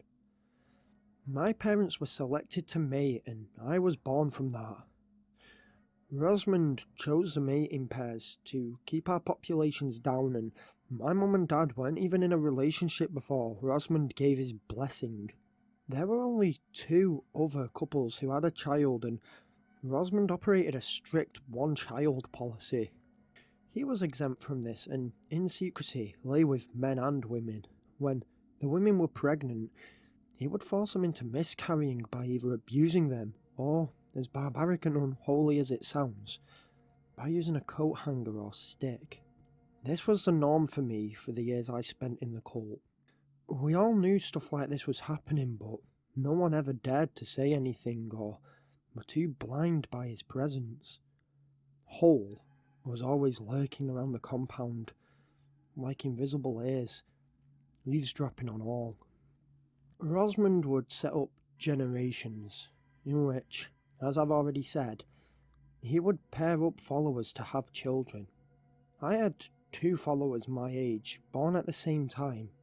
3 years later, another 3 couples would be made, and so on and so forth. Every 3rd generation, so every 9 years, 2 of the 3 children from that generation would be sacrificed, as they believed that this appeased Jesus into prolonging his second coming. Yep, when I was a kid, these public executions were normal, and since leaving the cult, I believe they were just murders, so that Rosamund had a reason to give as to why Jesus hadn't appeared within 5 years. But now it sounds crazy to think of Jesus as like some Egyptian god that needs human sacrifice. That's what Rosamund believed, or at least enforced. The kids would have their throats slit and their blood drained like animals. We had very little time to relax, as relaxing was a sin because having nothing to do and idly sitting gave the devil a chance to whisper in your ears and turn you evil. In reality, I just think it was so no one conformed against him. We started working at the age of 7 and could work 15-hour days to do 2 or 3 different jobs throughout the shift. Even the elderly, if you made it that far, had low maintenance jobs but still worked the cumbersome shifts. We would make trinkets such as notebooks and dream catchers and farm corn which would be sold to the local towns. We didn't believe in money. You guessed it, money led to greed, and greed was a sin. That didn't stop Rosamund having it all. He was the king, and we, his disposable subjects. The abuse was raw. Rosamund was falsely accusing our neighbours of sin and would lash them with a whip in the street. This kept us scared, and I suspect he made up the claims of sin. Our accommodation was below squalor. We were housed in old shabby buildings, small, damp and claustrophobic, 10 to a small room. They would have to be in dire states of disrepair and leaks would be often. Walls crumbling in mild winds would be the norm. Rosamund, you guessed it, had a large log cabin, fully heated, running water, electricity. Of course he didn't say this, but everyone knew. No one dared to speak out against him. We had communal water areas where we would clean and drink. We had no electricity and slept on old rags. The healthcare was poor, rather the lack thereof. It was a sin to be cured medically of any ailments, as the world was overpopulated. Unless Hull or Rosamund were ill, they would be whisked away in the dead of night to hospitals and come back cured and better. We would pray hundreds of times a day, thousands if Hull or Rosamund fell ill. If anyone else fell ill, they would just be left to let God cure them, or fester until death. This is what happened to my mum. When I was 15, she was selected again to breed. 9 months later, there were complications with the birth and she bled out. I had to sit and watch my own mother bleed to death whilst Rosamund went on about it being God's will. You were alright stopping God's will when you were suffering. After years of abuse, physical, sexual and mental, I decided to run away when I was 26 after being selected to breed. I couldn't bear it. My partner had sexually attacked me a few times over the years, and the injustice was too much. I managed to escape the compound one rainy night and was found in a ditch by a lovely couple. I was half dead, and for the first time in my life I saw the miracles of medical care. I was nursed back to health, and obviously the police wanted to talk to me. I was nobody. I had no identity. I told them what I knew, all of it, and they seemed to take it seriously, but given my lack of knowledge on the location and the cult's strict introverted practices, I'm afraid they turned up nothing. I have been through years of counselling and I'm still not fully healed. I suffer from PTSD and doctors think I may have a mild form of schizophrenia. Despite this, I have attempted to integrate into normal life. I have a job and a wonderful boyfriend who has supported me through thick and thin. I just think that the danger of cults doesn't have enough exposure. The cult leaders don't believe what they preach. They're just psychopaths with a lust for control and power. FYI, I'm now an atheist. I struggle to place trust in any religious figures and feel like they may just be another trap. 16. My uncle used to, and still does, own a large cabin in the mountains of British Columbia. I live in Northern California, and me and a few friends would go up to the cabin most years during Christmas breaks. My uncle didn't mind, and in fact, he encouraged us to go visit so, in his words, he could get his money's worth from the place. His cabin was in a very awkward place. A road sloped up the mountainside and then curved round in a spiral to the drive and back entrance to the cabin. The front of the cabin was inaccessible as the cabin was perched on top of an outcrop of the mountainside. Now, just to be clear, it was really difficult to access anywhere from the cabin on foot, and a vehicle was needed most of the time. I say difficult because it was definitely possible, but only if you really wanted to. There were other cabins scattered around the area, and a few of them, including the one closest to us, just down the slope in a secluded and private wooded area, were abandoned. The one nearest us had been on the market for years, as long as I can remember, and was in a sorry state of disrepair, and it, even into adulthood, made me feel uneasy. I think more because of the aesthetics of the old rotting wood structure more than anything else. This one particular year, a few years back, we had hired a jeep. It was mid-December and the weather was awful. Heavy snowstorms almost meant we had to spend the night in a hotel, but we managed to push on. We get to the cabin and are all excited to be in the warmth. The rooms are divided up. I get the master, as always. Tom and his girlfriend at the time, Nina, got the biggest of the other rooms. Todd got the smallest, and Brett drew the short straw and got the couch. The first night we all just basically retired to our rooms and collapsed in our beds. The next day, the vacation began. Every year we spend the trip getting hammered, listening to music and watching films and playing video games. This year was no different. On night 4, I was madly hungover and everyone was partying in the hot tub. The hot tub was on the front porch overlooking the entire mountainside. Due to being hungover, I only had a few beers and, foolishly, decided to go and collect some firewood, without telling anyone. I consider myself a fairly sensible guy, but even I got to admit, this was a dumb move. I left the house and struggled down the slope, falling on my ass on more than one occasion. I headed for the wooded area near the old cabin and had my flashlight on, flooding the desolate sea of trees with light. I had a small axe with me and, believe it or not, the thinnest, weakest trees were the ones nearest the cabin. Great, I thought. I went over and was hacking away at the tree, the heavy thunk breaking the silence every few seconds. After a solid 5 minutes of hacking, I took a break and looked over at the cabin. It was in such a mess and a shiver ran down my spine when looking at the claw marks running the length of the door. It never occurred to me it could be anything other than an animal at the time, and I just felt uneasy because it looked creepy. I began hacking this tree again until it falls. Then I start splitting it into manageable pieces. Then I hear a high-pitched twinkle sound.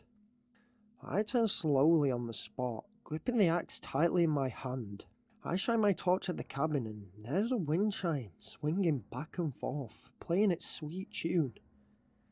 Now, this wouldn't be weird any other time, but it hadn't been blowing in the wind all night, and as I watched it, it seemed to be moving against the wind, not with it. I was feeling uneasy and started to rush. The wood was nearly cut up and I could leave soon. To my left, a quick snap of a twig made me snap my neck up. I looked off into the darkness. Nothing. No movement. No sound. I scanned the horizon with my torch and then turned to look at the cabin. I don't know what possessed me to do it, but I did.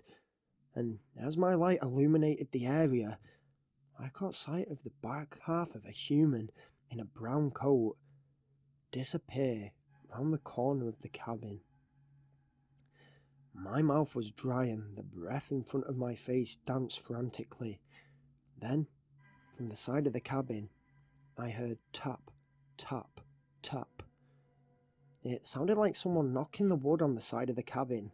It kept repeating, tap, tap, tap, and a few seconds pause, and again. I didn't wait to see what it was and bolted it back to the slope and climbed it in record time without even a second thought. I got back into the cabin and ran straight to my room, my friends none the wiser. I lay in bed thinking about how in these conditions, that cabin was uninhabitable. I was scared and confused about what I'd experienced. I was hyperventilating but calmed myself. I went to sleep with the lights on. The next morning, I spoke to Todd. He was my closest friend and I knew he'd take it serious. We decided to covertly leave the cabin and go check it out in the day. When we got there, everything was exactly how it had been the night before. The tree, the door, my footprints. Except the wind chime. It was on the porch floor. This freaked the fuck out of me and I gripped Todd's arm so tight he actually exclaimed, "Ouch!" I explained in a flurry about the wind chime. You might think, oh, the wind caused it to fall, but really, what are the chances? It's probably been there for years and years, untouched and unmoved, yet the one night something creepy happens to me, it suddenly falls. I don't think so. Me and Todd returned to the cabin, Todd apologetic that it just made things worse. I spent the rest of the day in my room thinking about the whole situation. As night fell and everyone began to indulge in alcohol, I decided to not let this thing ruin my whole experience with my mates and I went out into the hot tub and drank. I have to admit that I was wasted at 3:30 AM when the last of my friends, Brett, went to sleep on the couch. I was still sat in the hot tub, fully relaxed with the radio on and a bottle of beer in hand. I exhaled, feeling a lot better, my eyes closed in comfort. Again, I don't know what reason I had to do this, but I opened my eyes and sat up in the hot tub, looking down the slope towards the woods where the cabin was. My stomach fell out of my ass as I saw what appeared to be a torchlight slowly floating through the trees. At this time, up a mountain, in the middle of December.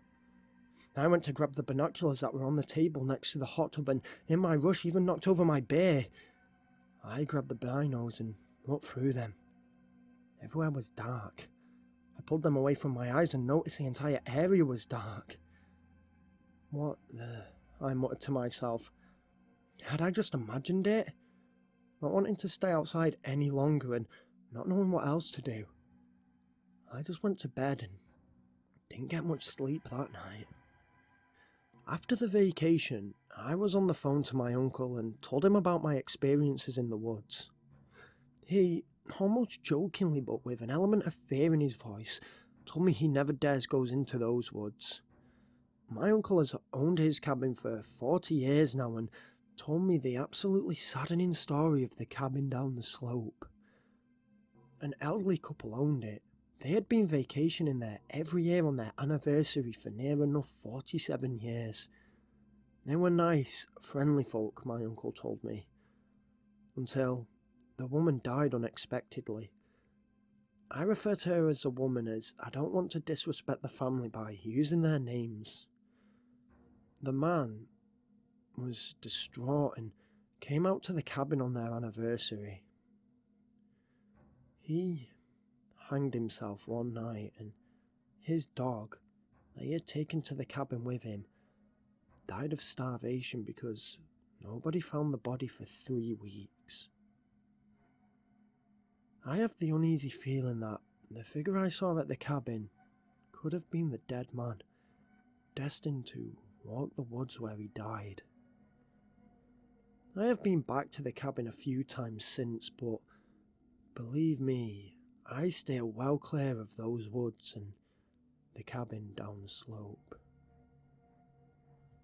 I remember when I was younger, I was a choir boy at my local church. I live in a small little village in Yorkshire and our church was very old, like from sometime in the 1400s.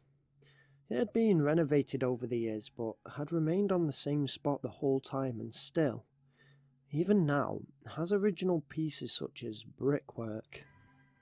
It was near Christmas. This was the late 70s and the practice went on till 7 PM. At this time, at winter in the UK, it's dark out. Very, very dark. But being the 70s, parents' attitudes were different and I was allowed to make my own way home. Choir had finished and as all my friends left, I needed the loo, so went to the church's loo. The church was only small, but the priest had gone to his office and I walked up the aisle and took the left to the bathroom. I did my business and as I came out, remembered that I'd forgot to pick up my bag. I went to walk up the aisle, noticing someone at the altar. I assumed it was just Father Artem and didn't even bother to look up, but when I did look up, I saw that it wasn't. It was an older gentleman, dressed in the cloth, the same outfit as Father Artem. He seemed almost liquid and appeared very old, bags under his eyes, crow's feet, and a grey messy beard. He appeared to be reading from a Bible on the podium, a Bible that wasn't there. He appeared to be talking, but no words came out and nothing was audible. I screamed. The mysterious figure didn't react and I backed on myself, running to Father Artem's office. Father Artem was obviously sceptical, but I took him back, grabbing his arm. We got to the aisle and the ghostly apparition, it was gone. Father Artem was unimpressed and was telling me to leave as I was saying something like, But, he was stood right there, dressed like you, Father, an old wrinkly man, tall, with a scraggly beard. Father Artem paused, looked at me concerned, and then thanked me. I don't know why, but he thanked me. Father Artem never spoke of this to me again, but I spoke to my parents, who were both superstitious, and they agreed. You guessed it. The ghost that I saw was Father Michael, the priest at our church before Father Artem. He had died before I was even born. A few of my friends believed me, but a few of my friends believed I had prior knowledge of Father Michael, maybe seen a picture of him or hearing someone talk of him, but I promise you, I didn't. I now believe that what I saw was a residual haunting, and that Father Michael had returned to read Mass one last time. I want to immediately state that this could all be put down as the overactive imagination of a child. I myself had forgot about this for years and only recently remembered it, and even I think it could have been all in my head. Like I say, I'd forgot about this, so please realise that it might get a bit confusing where I'm trying to get everything out. I was born in the golden age of the 1960s, 69 to be exact, and from the age of about 7 to 13, I would constantly be shipped off to my parents' house for a couple of months over summer as my parents both worked ridiculously long shifts. Unfortunately, my grandparents lived in North Dakota, in an old farmhouse, surrounded by empty fields. Because of this, my summer holidays were terrible. A horrendous 2 months of boredom and the occasional farm work. My grandma and grandpa had been having me for about 3 years at this point, and so over the last year, my grandpa had salvaged an old swing set, climbing frame, slide, etc., for me to play on. It was a great, albeit tetanus-riddled, little area for me to play in, and really made a difference to my stays. Being the late 70s or early 80s, and my grandparents being from another generation, and also the fact we were in the middle of fucking nowhere, meant that I didn't necessarily have to be back at dark, as long as I was playing at my own little private park. It was about 10 PM and was going dark, and from my swing set I had a perfect view of the cornfield and the disgusting scarecrow. Now, I had never been scared of scarecrows, but this one was fucked up. It was perfectly weighted, its head sagging like a corpse, but even as a kid I couldn't help but notice how much its posture looked like that of a dead body. I hated to see it and hated looking out my window at night where I could still make it out in the distance. The natural lighting of the open country and the lighting from the house may have cast shadows, but it felt as though the scarecrow was always watching me in my room. I don't mean like the effect you get from paintings where their eyes follow you. I mean, I think its head actually moved. This happened nightly, and the next day, when on the swing set, it would be facing me there, even though my upstairs bedroom and the swing set were no way near one another. I would also believe that the scarecrow would be in different places across the field. I thought it was probably my grandpa, but their movement was barely noticeable, just a few yards back or to the left, and I can't understand why he'd do that. All that changed one day, however, when I came down to my swing set to see the scarecrow had gone. I assumed my grandpa had taken it down and sighed with relief. I put the scarecrow to the back of my mind and just played like a normal kid. Later on, I was helping my grandpa fix a fence in the yard. I asked him why he moved the scarecrow, and he said he hadn't, and proceeded to point over and show me a scarecrow in another field. This one was cheap and shabby, almost funny looking. I said, "Not that one, the one in the field near my swings and slides." My grandpa's face looked concerned. There isn't one in that field," he told me, serious. My grandpa seemed unfazed after he laid this shocking revelation on me. I found myself thinking about that scarecrow more than was healthy for a kid on summer break.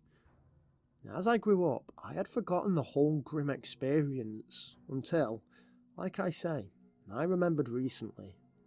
I can't ask my grandma or grandpa about if this actually happened because they have both, unfortunately, passed in recent years. However, when I returned home after that summer, I do remember telling my mum, who dismissed it as my imagination. I asked her if she remembered because I wanted to make sure this memory wasn't completely fabricated. My mum is older than my grandma and grandpa were that summer and is suffering from the early onset of Alzheimer's, but when I asked her, she laughed and said, "Yes, I do remember. You always had a crazy imagination." Maybe I did imagine it, but the memory is so real.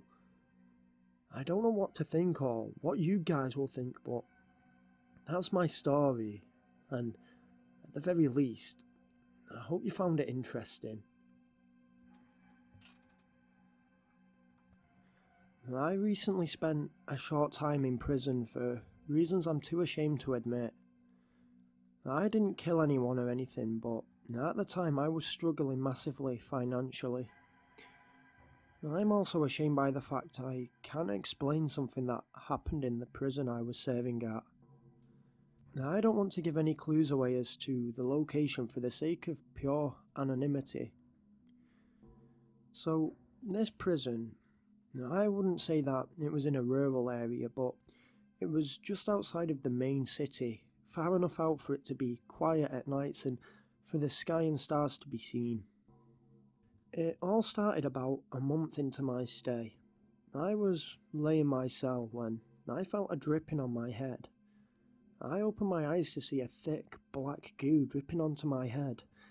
I blurted out loud and looked to see this odd goo running down the entirety of the cell wall. I jumped off my bunk and pointed at the wall, telling my cellmate to watch out. He turned around, looked at the wall, and then looked at me confused. I was beginning to get really riled up, and my cellmate, he stood up and slapped me across the face. Sounds bad, but he was a good guy, just a bit lost. After the slap, I looked at the wall, and The goo was gone. No marks on the walls or nothing. My cellmate confirmed to me that it had never been there in the first place. This first instance, I thought little of. I assumed I was perhaps hallucinating due to the complete dietary change I had gone through since being incarcerated. But things got weirder for me. Me and my cellmate would sit playing cards late into the night, and on more than one occasion, I would hear a loud, high-pitched female shriek. By the way, we were on an all-men's ward, so it couldn't have been natural. The scream often sounded weird and distorted, as if it had an extra reverb on it. My cellmate wouldn't even flinch and claimed he never heard the screams.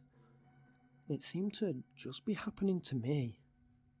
Other events included a loud hard rapping at my cell door in the dead of night. I would jump up out of bed thinking it was a guard and look to see no one or nothing out in the corridor, and to see my cellmate sleeping. These knocks, though, they were really heavy. Not light taps, thunderous punches, yet my cellmate never woke. The only thing that ever happened that ever made me think the occurrences were real rather than in my head were the way my belongings would be moved. Now, it could have been my cellmate, but I trusted him with my life, and nothing ever made me suspect he was messing with my stuff. Also, nothing was ever stolen, just moved around or hidden around in my cell. I would come back from working out and find my bed appeared to be slept in, despite the fact I had made it up that morning. Everything changed 7 months into my sentence. I was sat in the yard enjoying a bit of sun when this guy I've never met in my life sits about 4 feet from me with his mate. They were both tough looking motherfuckers, but one of the guys, we will call him A, seemed panicked. If I didn't know any better, even scared. The other guy, B, was listening but looked confused. This piqued my interest and I attempted to listen in. A was saying how the prison was messing with him. B poked at him to tell more, and A spoke about screams at night no one else heard, his bed being all messed up and knocking on his cell door, but to find no one was ever there. My jaw was hanging loose like a drug fiend. I was staring at the guy and he and B noticed and looked at me oddly and walked off without saying anything to me. The occurrences suddenly became real, which, to me, made it all the more worse. I never spoke to A about his experiences. In fact, I never spoke to A at all, so I was freaked out he had experienced the same things as me. I have now got my life back on track and I'm living at a halfway house and working part-time. Nothing inexplicable has happened to me since leaving the prison, so that begs a question. I used to frequent a nightclub when I was a student in Chester, UK. I'll refer to it as the basement, as it was pretty much in a basement of one of the antique houses. I had just finished my final exam of first year and me and a couple of friends decided to go to the basement before we all went home till next year. The rumour going round campus was that the basement was haunted. I've had my fair share of occurrences. Some could possibly be explained as the other people in the club, such as my drinks being moved or disappearing regularly.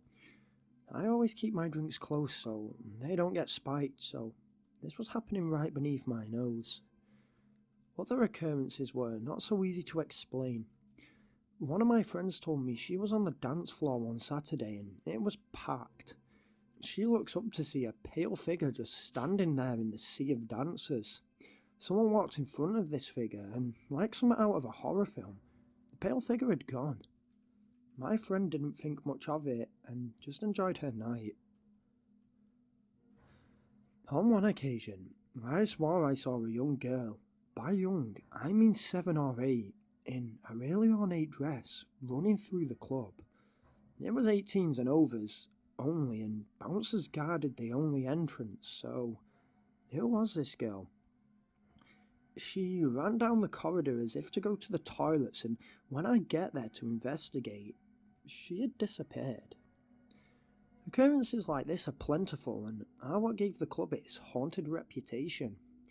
However, even experiencing them firsthand, they were always distant and cheeky rather than malevolent, so nothing could prepare me for what happened one night. Our last exam was on a Thursday, so we went to the basement. Being in the week, it was quiet, not empty. The basement was never empty, but quieter than a weekend. We get in and there's about 6 of us. We're all having a good time, happy our first year is over. I needed to go to the toilet. There was a corridor next to the bar that you could go down, and on your left were the women's toilets. I go, and it's empty. When I'm finished, I go to slide the lock back, and as I unlock it, it violently slides itself back, locking again. I'm shocked and stand there unmoving for a moment. I slide the lock again. It violently slams back. I say that whoever is doing this needs to stop, it's not funny. I was thinking somehow my friends were playing a prank on me. I'm stood there in silence, doing that thing you do where you believe that if nothing happens for a minute or so, it stopped altogether. Then, from behind me, I heard the chain flush. My stomach dropped and I knew I didn't want to turn around. And I tried pulling the lock again, but it was stuck in place. I was pulling it as hard as I could, trying to loosen it, but it wouldn't budge. The chain flushed again and again. I still didn't turn back, and then I was pushed. Hard. I went falling back onto the toilet and hit my head off the wall. I was screaming at this point. Not only could no one had fit in the gap between the toilet door and me, they certainly couldn't have done it without me seeing them, and with such force. Suddenly, I heard the toilet door outside my cubicle open, and then the lock slid open on its own. I came out crying, and this lovely woman took me over to my friends where I explained everything, and we left immediately. This is the first time I have publicly shared this story, but I do tell friends when the subject of the unexplained or the supernatural comes up. This force, it felt evil, and that was the first time I'd ever felt threatened in the basement. It didn't stop me going in my second and third years, so we still went most weeks, but I would never go to the toilet alone. Not after that experience. I've been on the urbex scene for about 5 years now, and this is something that still puts me off my most beloved hobby to this day. It was 2015 and I had driven 150 miles into Canada just to visit a few old abandoned mines somewhere near the Great Lakes. I checked into a rundown motel, the place that I would call home for the next fortnight, and unpacked my bag. I lay my gear out onto the bed and spent that first evening drinking a couple of beers and attempting to plan routes through the mine systems based on old outdated maps. Now, believe it or not, the first mine, I'd managed to track down the current owner of the land it sat on and managed to get officiated permission to visit.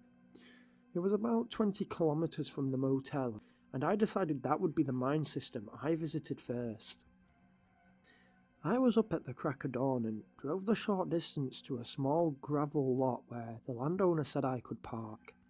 From there, the entrance to the mine was a 10-minute walk away. It was freezing and a thick blanket of snow covered the entrance to the system. I trawled through the mine and had a good trip. Nothing was sour, nothing was amiss. It was a thoroughly good time. The next day, though, I visited the second of the 5 mines I planned to visit.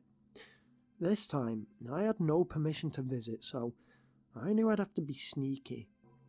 I waited till about 4 PM when it was going dark and drove towards the mine. I parked up in a parking lot about a half-an-hour hike away from the mine.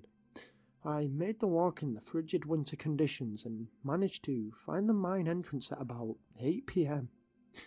As I stood at the decrepit entrance, the wind made it sound like there was a sinister howl coming from within. I had a torch headband and made my way in. It was below zero this particular night, and even getting into an old deserted mine was a comfort from the exposure of the outside. I had an uneasy feeling walking through the old shafts, but then again, I feel most people would when walking through a mine that has been left untouched since the 40s or 50s.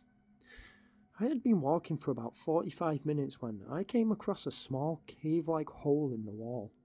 It was tall enough for me to fit in, but I had to crouch to be able to do so. I stupidly decided to go through and see where it led. This would have been a stupid move even if I wasn't disregarding the 2 golden rules of urbex already. Not to explore alone, and to let someone know where you're going.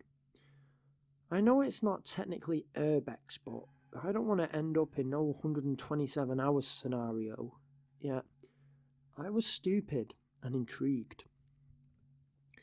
I climbed through, and after a few feet, I passed some old wooden planks that appeared as if they had been smashed through, and then it opened up to a cave about 8 feet tall. There were small stalactites growing on the roof of the cave, dripping small drops of murky water, and when a particularly strong wind could be heard, small particles of rock dust fell from the structure. I kept thinking to myself that as long as I remembered the way I came, I couldn't get lost, but the cave curved around and then became a maze of mind-boggling tunnels. It was a good 15 minutes till I came to a big open chasm that had a small natural stream trickling down the walls from a small hole that revealed the night sky to me.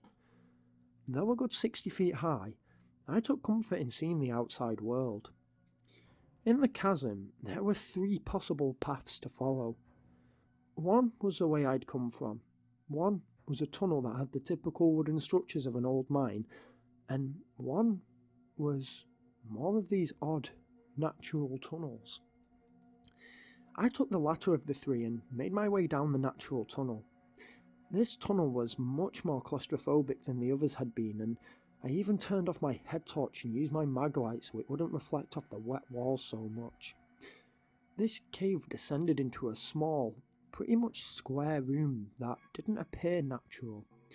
I didn't even realise there was a crunch below my feet at first, and when I looked down, I was thoroughly creeped out and disgusted to see a plethora of bones carpeting the cave floor. I mean, this whole memory is a bit blurry, but I'm not sure of the origins of the bone. Some, like the skulls, were clearly animal in origin, but as I remember, some had distinct human appearances such as spinal cords and such, and as I'm aware, Canada doesn't host exotic creatures like monkeys and chimps. I let out a loud "ugh" that echoed through the chamber. I turned to go back the way I came, and in my torchlight I noticed a large, gangly, hairless, black creature. I mean, I got a real good look at it, my torch like a flash that seared its image in my head. It was large and skinny, coloured with grey, unhealthy skin that gave it a deathly, gaunt look. Its torso and appendages all out of proportion and warped, its arms twice the length than should suit its body. Small patches of thin hair covered its body sporadically, and it had a distorted, disfigured human-like face that I remember was twisted in a distinct sharp-toothed smile. Its razor-sharp stare cutting into me. It turned and ran. I say ran, but in my haste it appeared to scale the cave walls and crawl. The best I can describe is when the Scorpion King transforms into that gross scorpion monster in the Mummy film. I don't know what came over me when my fight or flight kicked in, but I chose fight and gave chase to this creature. I ran through the tunnels and back the way I came and followed the sounds of unhealthy gasps this creature left in its wake. I lost track of it and found myself lost, but back in the actual mine system. My adrenaline began to subside and I decided I wanted out of here as soon as fucking possible. I was looking for the exit, any sound making me jump, the drip of the water, the sound of my feet kicking rocks. I didn't know where I was going, but I was ascending, and that could only be good. I was super paranoid and was constantly checking my area, turning full 360 every few minutes. I thought I was going mad when I began to hear familiar whispers coming from the darkness. My girlfriend screaming, "Jack, please come help me," even though she was hundreds of miles away, and my dad screaming, "Don't leave us here, Jack." My dad? He's dead. I was beginning to have a panic attack as I heard what sounded like footsteps coming from the darkness behind me. I shook the doubt that it could have been my dad and girlfriend and sprinted through the darkness. I had no idea where I was going and I didn't look back. Then I could see the darkness of outside. I bolted for it faster than I had ever run in my life. I made my old gym coach proud. I got to the mouth of the mine and kept sprinting further and further, the full distance of the trail back to the lot of my car. I fumbled with my keys, unlocked it, jumped in, and locked it. I was dizzy from the running and I'm sure I lost consciousness for a couple of minutes. Once I'd gathered myself together, I drove back to my motel and the next day, I cut the trip short. Up until this point, I had only ever told my girlfriend what had happened. I had previously heard the legends of the Wendigo before I went to visit the mines, but I assumed they were just that. Legends. I am sure that I could positively identify this thing as a Wendigo from its disfigured features, voice mimicking, and even its lair in an old mine. I never told anyone, not even my girlfriend, which mine this was actually in, and I'm not going to reveal it here. It's not worth going, even if you don't believe me. Although I'm back home, knowing full well I'll never go back to that mine and wanting to keep it the hundreds of kilometres away from me that it is, sometimes I'm walking home really late at night and believe I can still hear my dad whispering my name from some distant tree line. I'm from Alberta, Canada. I study history at the University of Alberta, and a small part of the program touched on Native American history and culture. After this, I became interested in anything to do with Native Americans. I spent a lot of my spare time researching them, so when it came to the Christmas break, I suggested to my group of friends that we go to Maine to meet the pen pal I'd made friends with whose family was Algonquian in descent. We had been talking loads and had become really good friends. He had offered to take me to a neat camping spot near an old reservation. My friends, Ethan, Zach and Alex, agreed this would be a really good trip, so we organised it to go just before Christmas for 3 nights. Jacob, my pen pal, took us to this really sweet spot where it overlooked a big ravine. The first night, we spent all night talking about Native American folklore. Jacob was a really chilled guy and told us about some stories from his tribe, including a story about missing people from a few years back. He told us how the police and rangers found one of the many missing people's bodies shredded and bloody with bite marks all over it. They put it down to a bear attack due to finding a family of bears nearby. They had killed the bears and thus the missing story stopped. Jacob told us that his family was really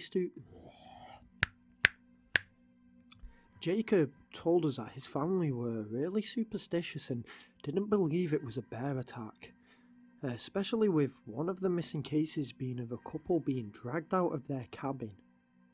A locked cabin. Jacob suddenly stopped talking and stood up. Quietly, he started to dim the light of the oil lamp and held a finger to his lips. After about 10 minutes of all 5 of us shitting ourselves, Jacob turned the light back up and told us it was about time to head to our tents.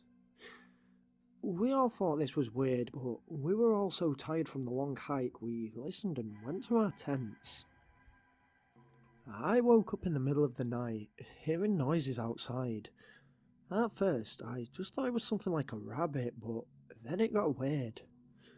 Although the noises were really quiet, It sounded as if whatever it was kept circling the camp. I listened carefully and could count its steps. It took one step every 3 or so seconds. Really slow, but precise, as if it was hitting the exact same spots every circle. Then it stopped. I thought whatever it was gone, so I sat up and turned my light on. "Hey Joe, what are you doing out there?"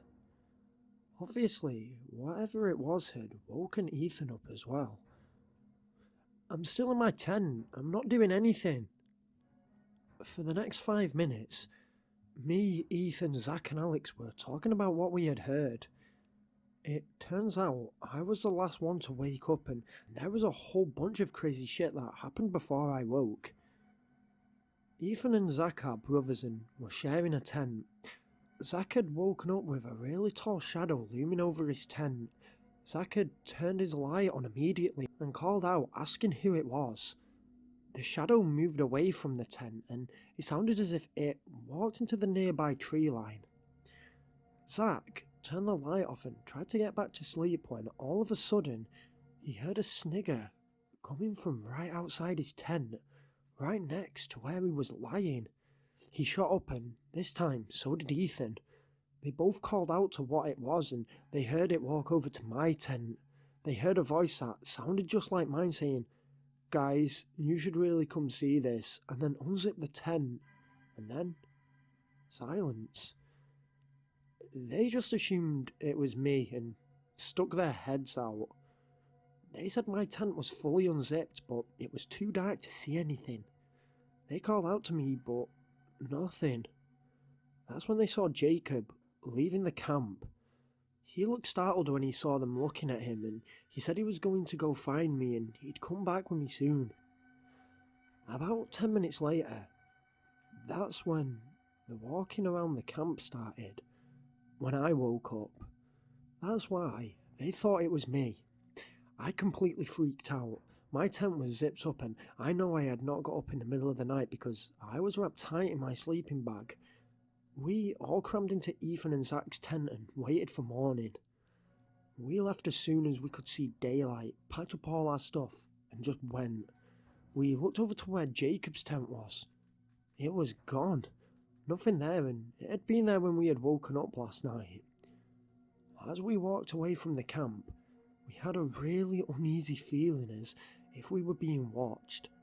Whenever I tried to contact Jacob to ask him to explain himself, I get nothing.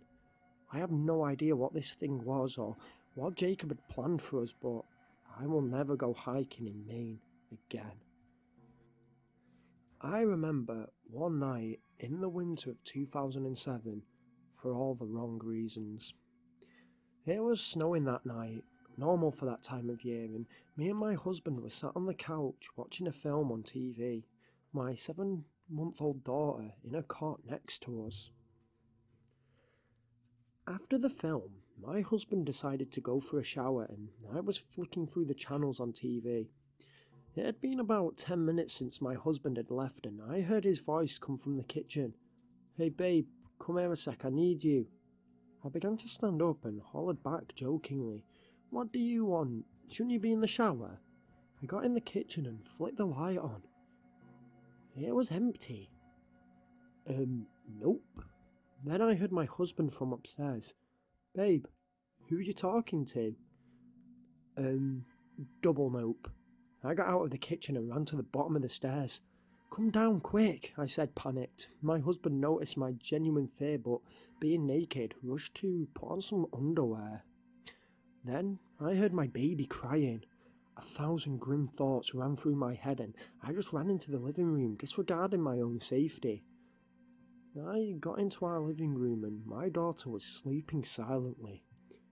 I was fully disturbed now and was super confused when I caught the glimpse of something moving in the garden outside through our double doors. My husband came running up next to me and I told him to follow me.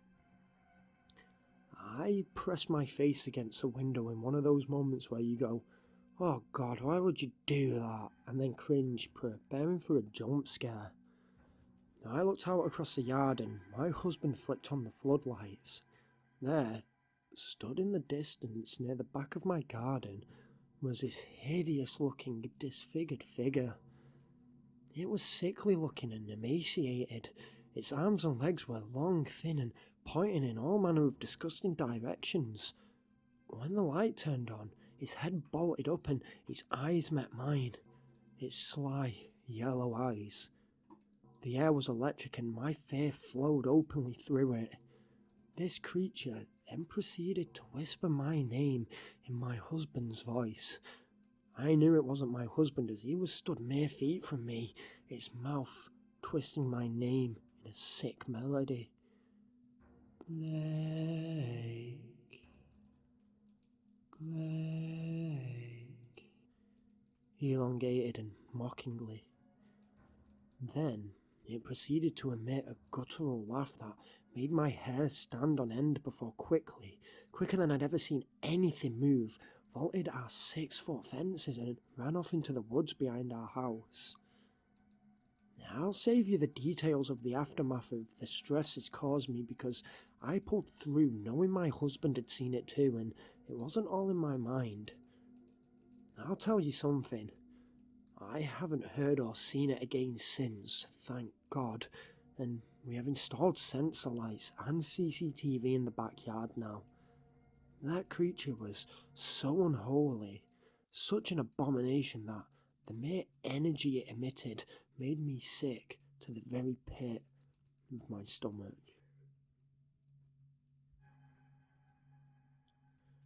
I live in the Pacific Northwest, but I'm going to be purposefully ambiguous about any locations as I plan to further survey the area this incident occurred in. Honestly, I'm just so excited and I feel I have to share it immediately, and I figure here is the best place as I don't want media outlets knowing yet until I have solid proof. I've always been a huge supporter of Bigfoot. Now, bear with me before you dismiss my tales as a crazed old man seeing a bear in the woods and not taking no for an answer. I'm a supporter of the theory of Bigfoot, though I can't say I've been convinced by any evidence thus far. Patterson Gimlin? Ask me, it's a fake. 90% of supposed footprints, you guessed it, I reckon they're fake. In fact, the evidence I see probably persuades me to believe Bigfoot is a hoax and has never existed. Whether an elaborate prank or misidentification, but I can't shake the feeling, the belief that something unknown lurks in the great woods of America. It's an odd sort of feeling, a feeling I don't reckon you'd get unless you were born and raised around these woods. It's a feeling of secrecy, like the woods don't want you to know something. But I digress. This whole thing started back in summer. I regularly hike through the vast wilderness that I'm proud to call my backyard and was birdwatching. As I was walking through the bush, I noticed about 3 feet above me, caught on a branch, a clump of greasy, matted brown fur. I untangled it from the branch and inspected it curiously. I know there is no way for you to know this, but I've been dealing with wildlife in the area for decades now and couldn't immediately identify the species. I originally assumed it had perhaps been eaten and maybe thrown up, but nevertheless collected the sample in a Ziploc bag and continued on my way. A few days later, I was starting a new project with a zoologist that specialised in environmental impacts on the local mammal populations. We decided to set up 15 trail cams across a large area to try and follow some populations. A couple of days later, we collected the cams and had a look through the footage. We saw the expected mammals and other wildlife as well as some people on the footage, but at one point, on the first clip, at 2:31 AM, there was a blur, visible for only a few frames of what could only be described as a large bipedal mammal. By large, we didn't have a clear picture, but our estimates from me and 3 other independent scientists were that this thing was around 7 to 9 feet tall. We caught the footage from a trail cam on the same trail I'd found the unidentified fare a week or so earlier, though unfortunately not very clearly defined in the footage. We could tell it was bipedal and couldn't match it to any known species. My imagination was beginning to run wild as I thought about the fare sample I still had. Being in that community, I had a biologist who worked at a local university to have it analysed. It took a while as, obviously, it wasn't a priority. You won't believe me, but it came back as unidentified. For the sake of scientific integrity, I will admit, being unidentified could mean it's a mixture of furs, i.e. an animal could have been sick after consuming parts of 3 or 4 animals. Like I say, it's early days at the moment, hence why everything is shrouded in such secrecy, but I believe, with further research, this could be one of the biggest cryptozoological breakthroughs of our time. Watch this space.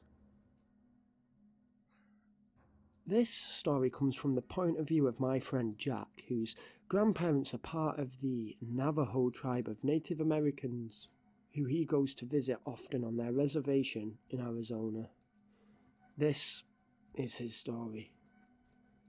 I grew up surrounded by the lore, legends, traditions and culture of the Native Americans, and despite living in the city, have always remained in touch with our sacred lands and the community. I visit my grandparents with my parents and so, naturally, know the surrounding area well.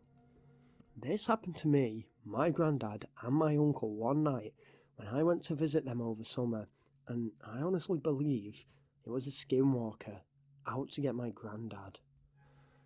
Anyone who knows Arizona knows it's a truly disgusting place to live in the summer. It's a lovely place to visit and we have some of the best sights in the country, but it's so damn hot. And as such, we spent most of the days indoors or relaxing in the nearby river. It was my dad's idea to go for a night hike when the temperature was a lot lower.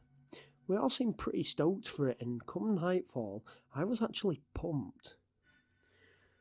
We left under the light of the moon, which is actually quite bright, and set off up a long trail that slowly escalated to a small peak.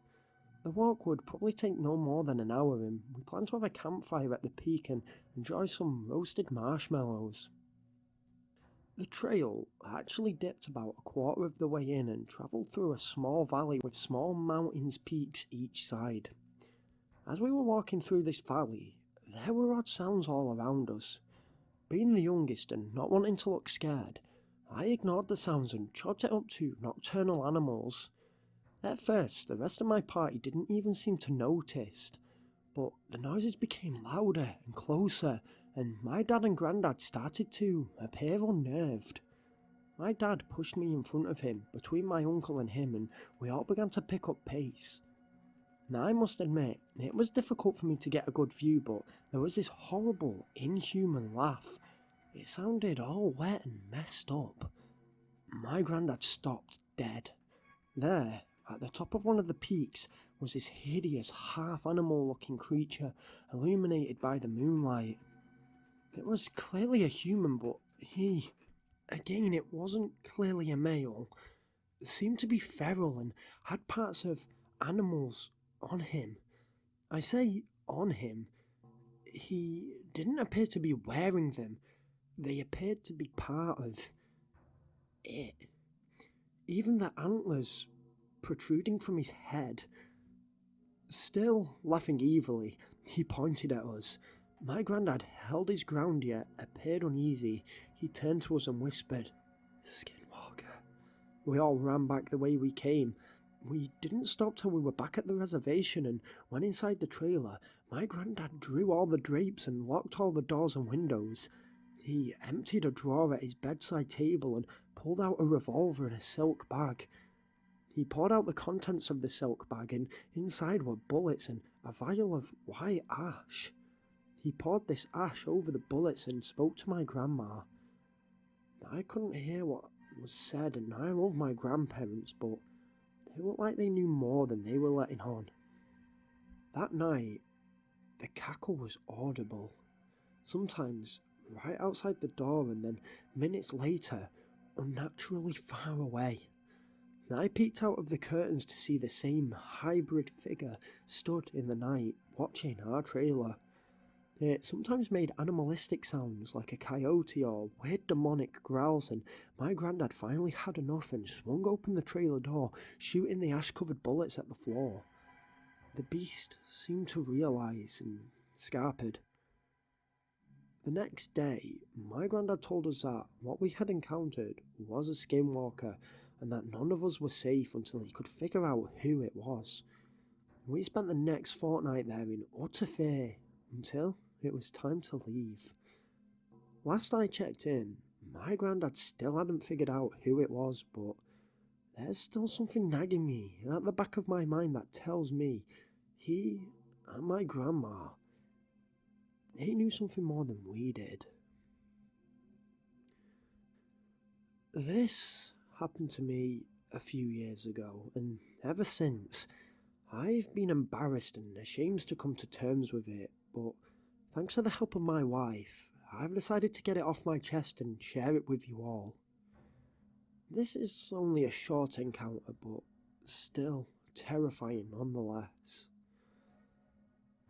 I was returning home from a business trip and was driving through a neighbourhood on the outskirts of Cincinnati.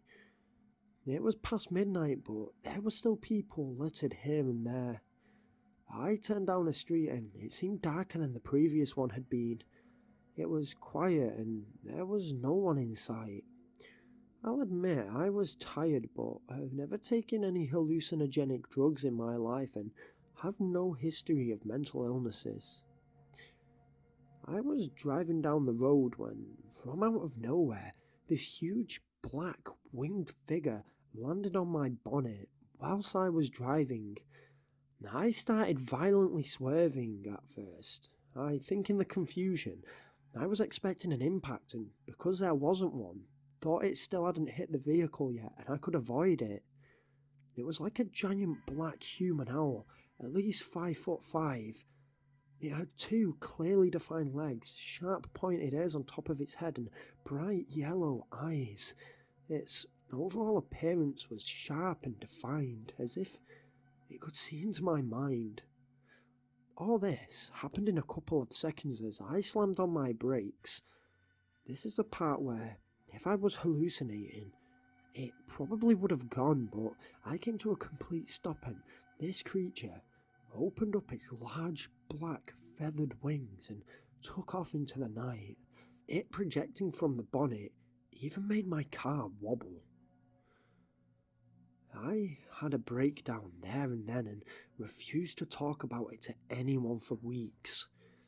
I finally broke and told my wife, who, surprisingly, believed me, and I ended up telling everyone else that a close friend I'd not seen in a couple of years had died. I was very vague with the details because, well, it was made up. Before you judge me, I judge myself. I'd never usually lie about something that serious, but I was struggling with conflicting emotions and memories and didn't want to be put in an institute if I tried telling the truth. Like I say, a short story, but still very chilling. That was years ago now, and every day I take more of a step towards coping with what I believed happened. Not to open old wounds, but if anyone else has seen something similar, especially in the Cincinnati area, don't hesitate to get in touch. For those of you familiar with the Chupacabra, this story needs no introduction. For those of you that aren't, the Chupacabra is a cryptozoological creature originating from southern USA and Central America, but with sightings across the entire continent. It is supposedly a four-legged hairless beast with 3 teeth that sucks the blood of cattle, leaving their carcasses shriveled and empty. Its skin colour ranges from hues of blues to deathly grey depending on sightings, and some people say it's winged. Its origin is unknown and range from undiscovered species to aliens to military experiments gone wrong. If you're interested in finding out more, the web has an abundance of information on this creature.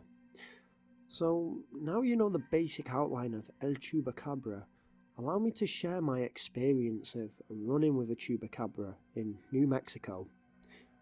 For the sake of my job, I'm keeping the location of these events quiet, though I'm sure there is a local newspaper that reported on this. Hint hint. I work for a large farm. It was family owned, but is working on such a large scale nowadays, it's basically a big business. The farm supplies huge quantities of meat to many companies such as shops, restaurants and markets in New Mexico.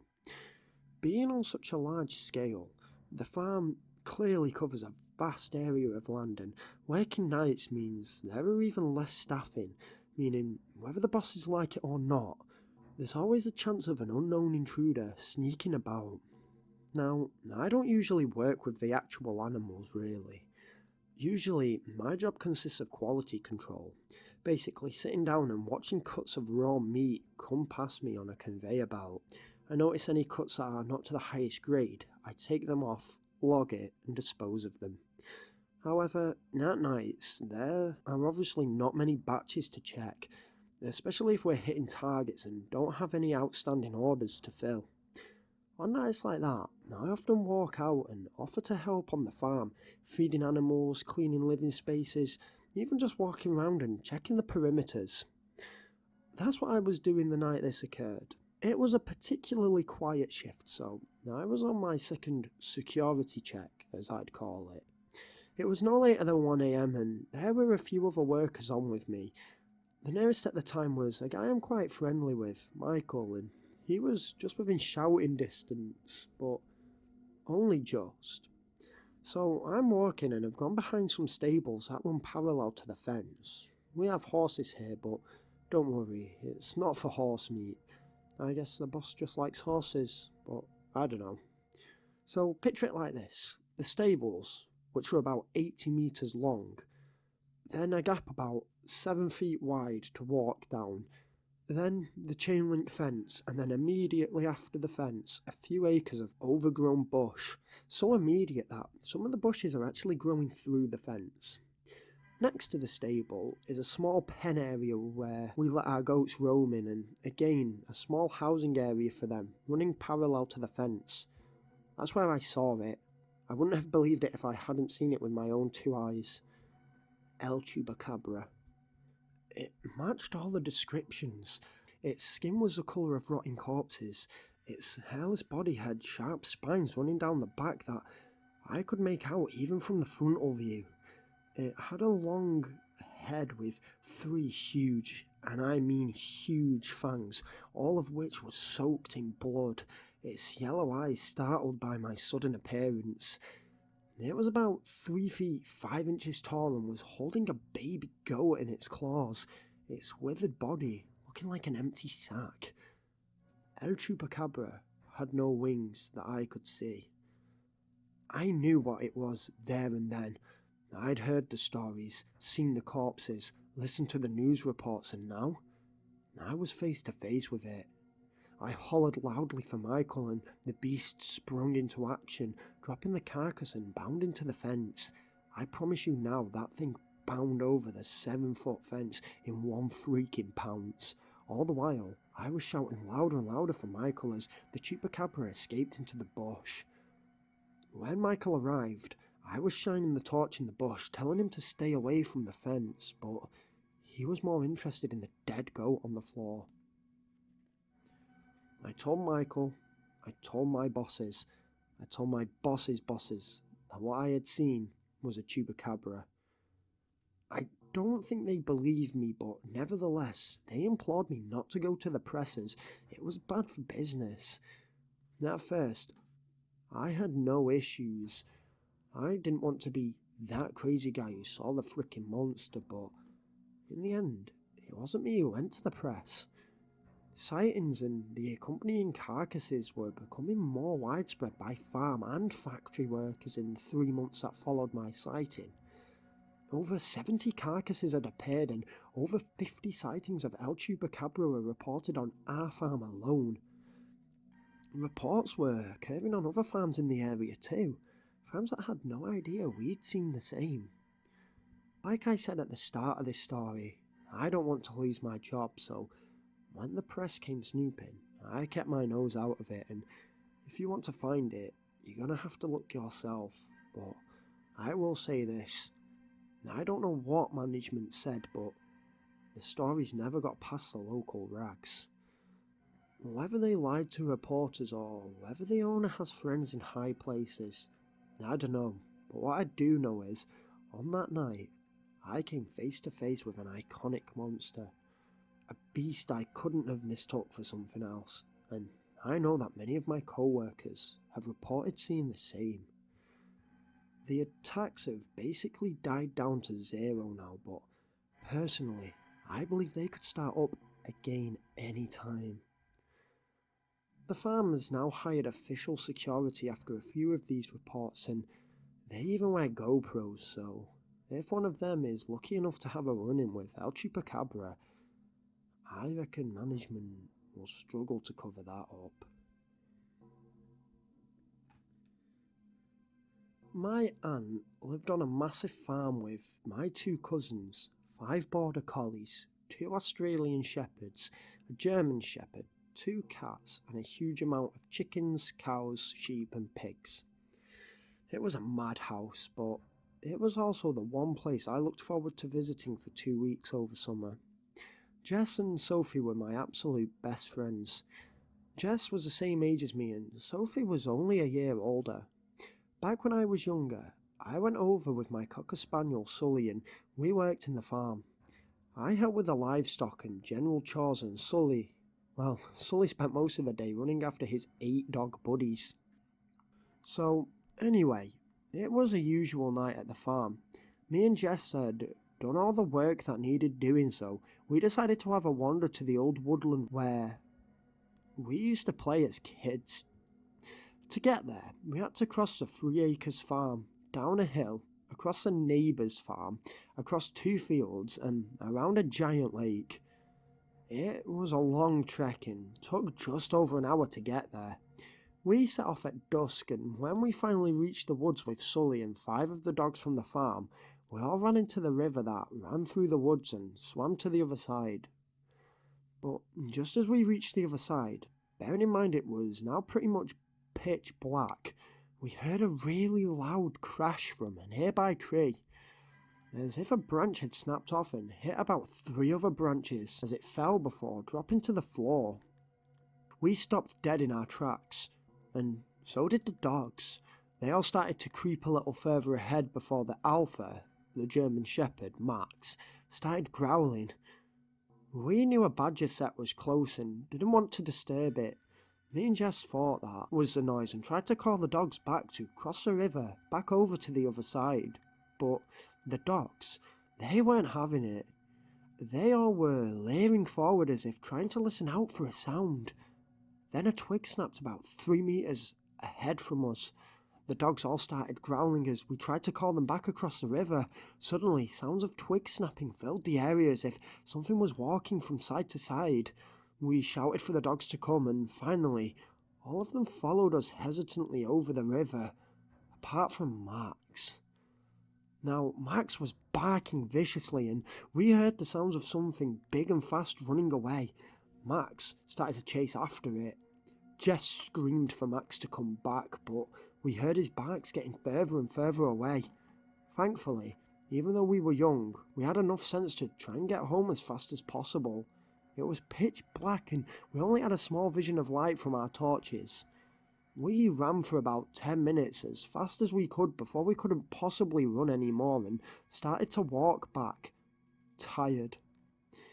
We were scared but tried to put it down to a badger or fox or even maybe a deer. Max always returned home. He knew his way back and knew he could handle himself, so we tried not to worry too much. We could now start to see the edge of the woods in the distance, and it was a relief. Until we heard the faint sounds of Max barking. We stopped to listen, The barking got louder and louder until we finally heard Max was right close, but towards the right of us. We heard rustling towards the left of us, and the dogs now all started barking frantically.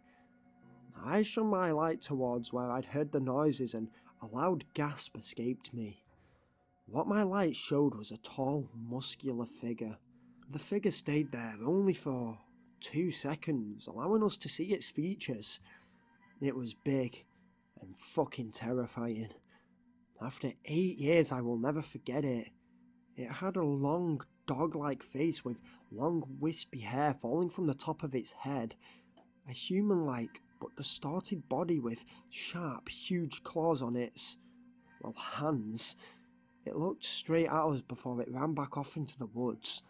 We didn't wait. We ran as fast as we could out of the woods and around the lake before looking back, making sure we couldn't see the beast. We couldn't, but we didn't slow down.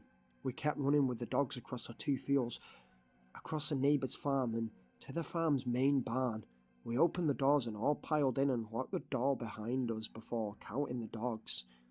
Max wasn't with us. When Jess realised, she burst into tears and we didn't even want to think about what could have happened to him. We stayed in the barn for about 20 minutes, hugging the dogs and trying to make sense of what we had seen, but we just couldn't. We decided the best thing for us to do was keep the dogs in here for the night rather than letting them out, just so we could rest easy knowing they were safe, and went into the house. It was joined onto the barn.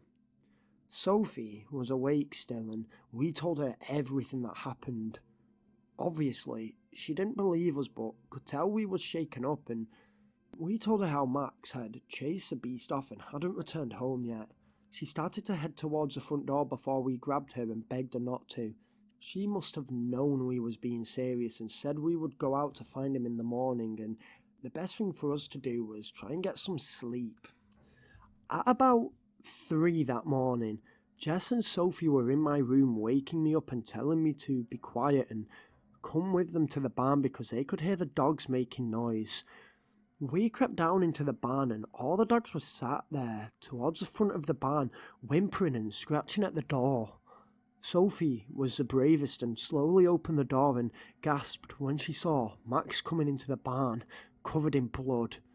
We rushed over to him as he collapsed onto the floor and checked him over to see where he was bleeding from and how bad it was. But it was not his blood.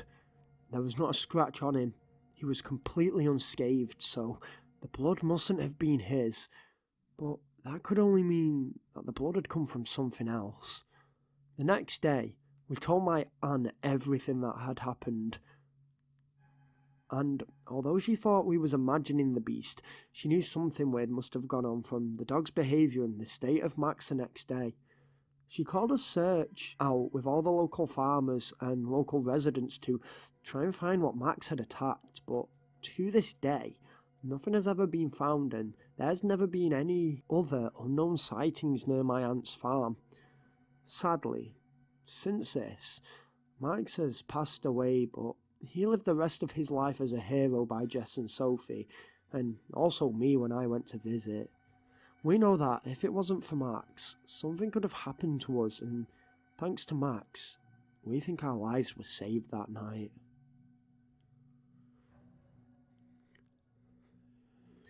I used to work for a small security firm that managed a few abandoned properties in the city closest to my hometown. I work for a different firm now, but still don't want to reveal too much for the integrity of my career. I'd been working there for a few months and was just beginning to patrol shifts alone. I had spent my induction months shadowing other guards across all 6 properties that we managed. I was put in charge of an old factory, lots of land, but because it was in such a secluded place, there was rarely any trouble. I'd been trained on the main things I'd had to deal with: taggers, vandals, urbex explorers, squatters and tweakers, and was feeling confident in myself. It was a warm, dark night, and I was sat in the external office at the perimeter of the property. I had the office door open and had been patrolling the outskirts periodically through the night. I had walked around for the 4th-ish time and hadn't seen so much as a bird. I came back to the office and was watching some Netflix when I heard a heavy crash. The sound made by a large sheet of steel colliding with concrete. I jumped up and ran to where I believed the noise came from. I couldn't see anything. I searched thoroughly, but there was nothing. I turned to go back to the office as I was going to call it in when I noticed a hole in the chain link fence. If I'm being honest, I wasn't sure if it had been there before, but I had to assume it hadn't been. I got my bigger flashlight out and began scanning the area near the fence. Behind the fence was a small one-lane road and then a tree line. I couldn't see anything, but was becoming increasingly paranoid that I was the one being watched from the darkness.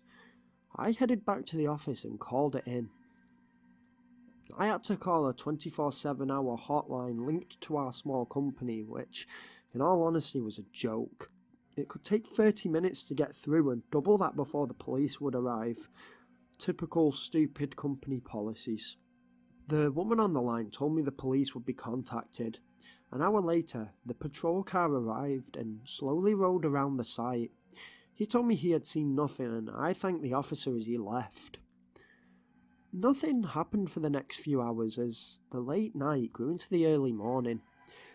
I couldn't shake the feeling of being watched. Me, the only light in the darkness, a target. I had even opted to closing the door despite the warmth, as having it open gave me the chills.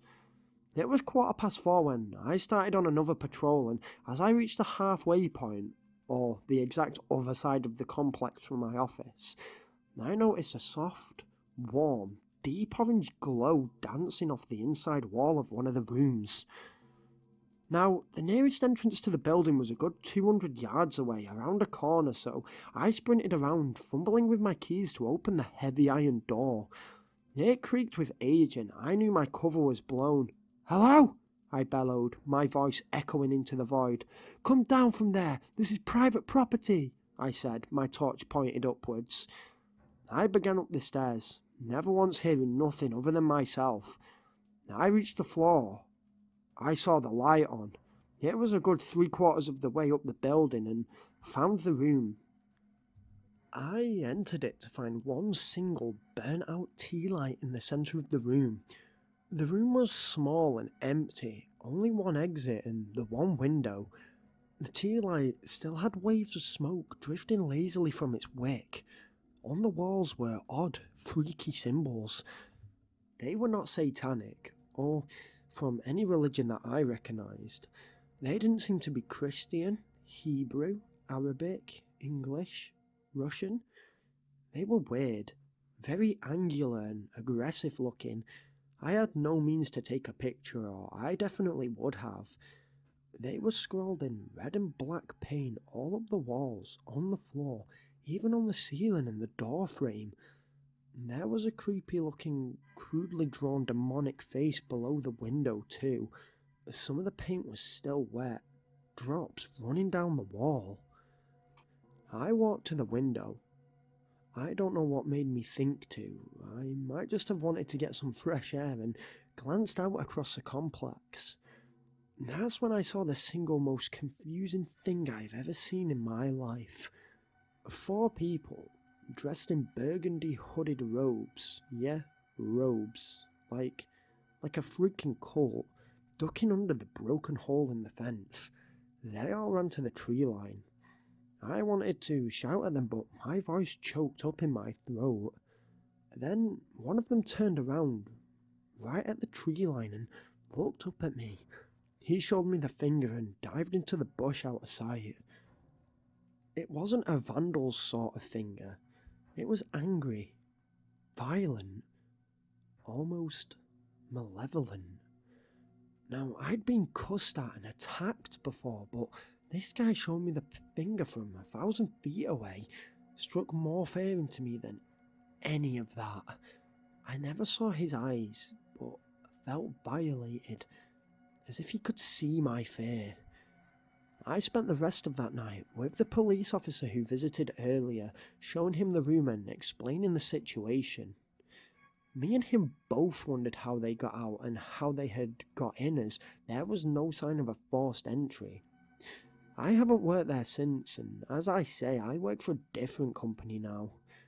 I know it's not the scariest thing to happen to someone on a night shift, as technically nothing actually happened, but I can't explain the feeling of raw terror this situation gave me.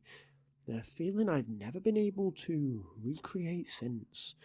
Sometimes I drive by that old factory and still get the chills, wondering if anything similar has happened since. I work for a charity in the UK that helps conserve and protect historical sites whilst also allowing the public to learn about and visit these places. I'm not going to name the charity I work for, but I can guarantee there's a 50% chance you'll guess who they are. I'm a groundskeeper at an undisclosed castle and have only been in the job a year this December. Because of this, I'm still learning little bits and bobs that I've still not fully got the hang of. This particular castle has constant maintenance, and although not the only staff member on site, I found myself alone one night when I was working the late. It was about 11 PM and was my first night shift alone. Needless to say, I was bricking it, not only because of the pressure I felt I was under to do the job right, but because I'd heard the other staff talk of spooky ghost tales about the castle. I know they were just stories, but you try being on castle grounds after dark. It's different, almost surreal. I'm walking about, just checking up on how the flowers are blooming and their progress. It was a warm, moist night, having been raining earlier that afternoon. I'd decided I'd head round the back of the castle to check the lawns, and then I'd go in the castle for a brew before driving my jeep around the area at large. I'm round the back and making sure the lawn looked good. I wouldn't be allowed to cut it anyway, as the mower is too loud to use because there are holiday lettings close by, and I looked up at the castle to see that a light was on further up. I was relieved to know there was a night shift member in the castle and was hopeful I'd have someone to talk to. I mean, I was feeling pretty nervous about tonight, so it would be nice. I walked back to my shed. I say shed, but it was more like a large garage, and put my tools down and took off my gloves. I went back out. The castle light had now turned off.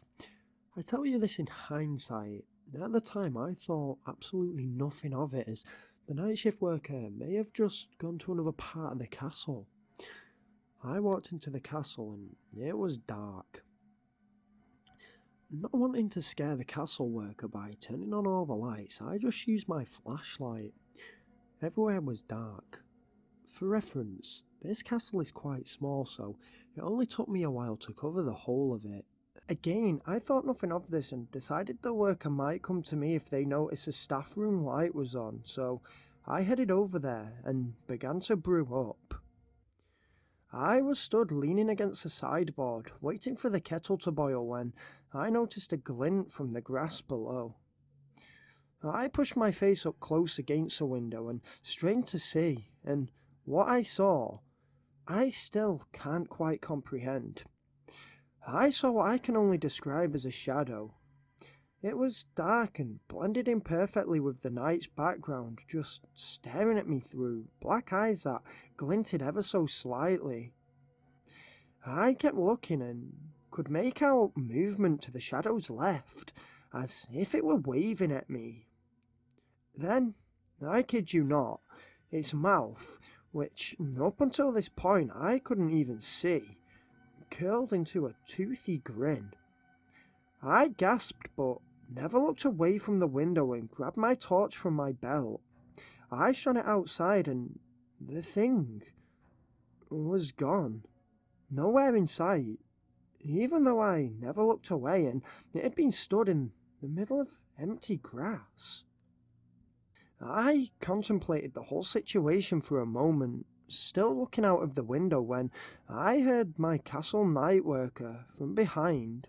"Am I interrupting?" she said and laughed. I turned skittishly and noticed she had a McDonald's bag. "What, I spluttered, looking at the bag. She held it up. "This?" Yeah, McDonald's, my tea. How so fast, is all I could say. Fast? She said, confused. I've been gone an hour.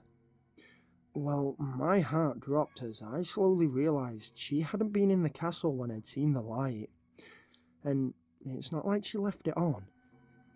It turned off. We both searched high and low and couldn't find anyone. I guess they could have left before we found them, but I never mentioned the shadow on the grass.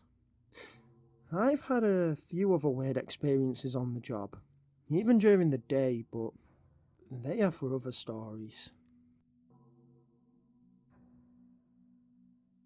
I used to work in a hotel. Nothing's odd about that. Plenty of people, especially if they live in popular tourist areas, have worked in hotels and motels. This hotel was in Barcelona, in Spain. We lived there during my teens, and this hotel, it was owned by my family. I was 17 and working there. Being a teenager, I obviously hated that my dad had me working all summer and to be quite honest, found a lot of the guests rude. I'm not a native Spaniard, but even a lot of French guests, France being my birthplace, were rude. My dad had me cleaning and dressing rooms after guests had left.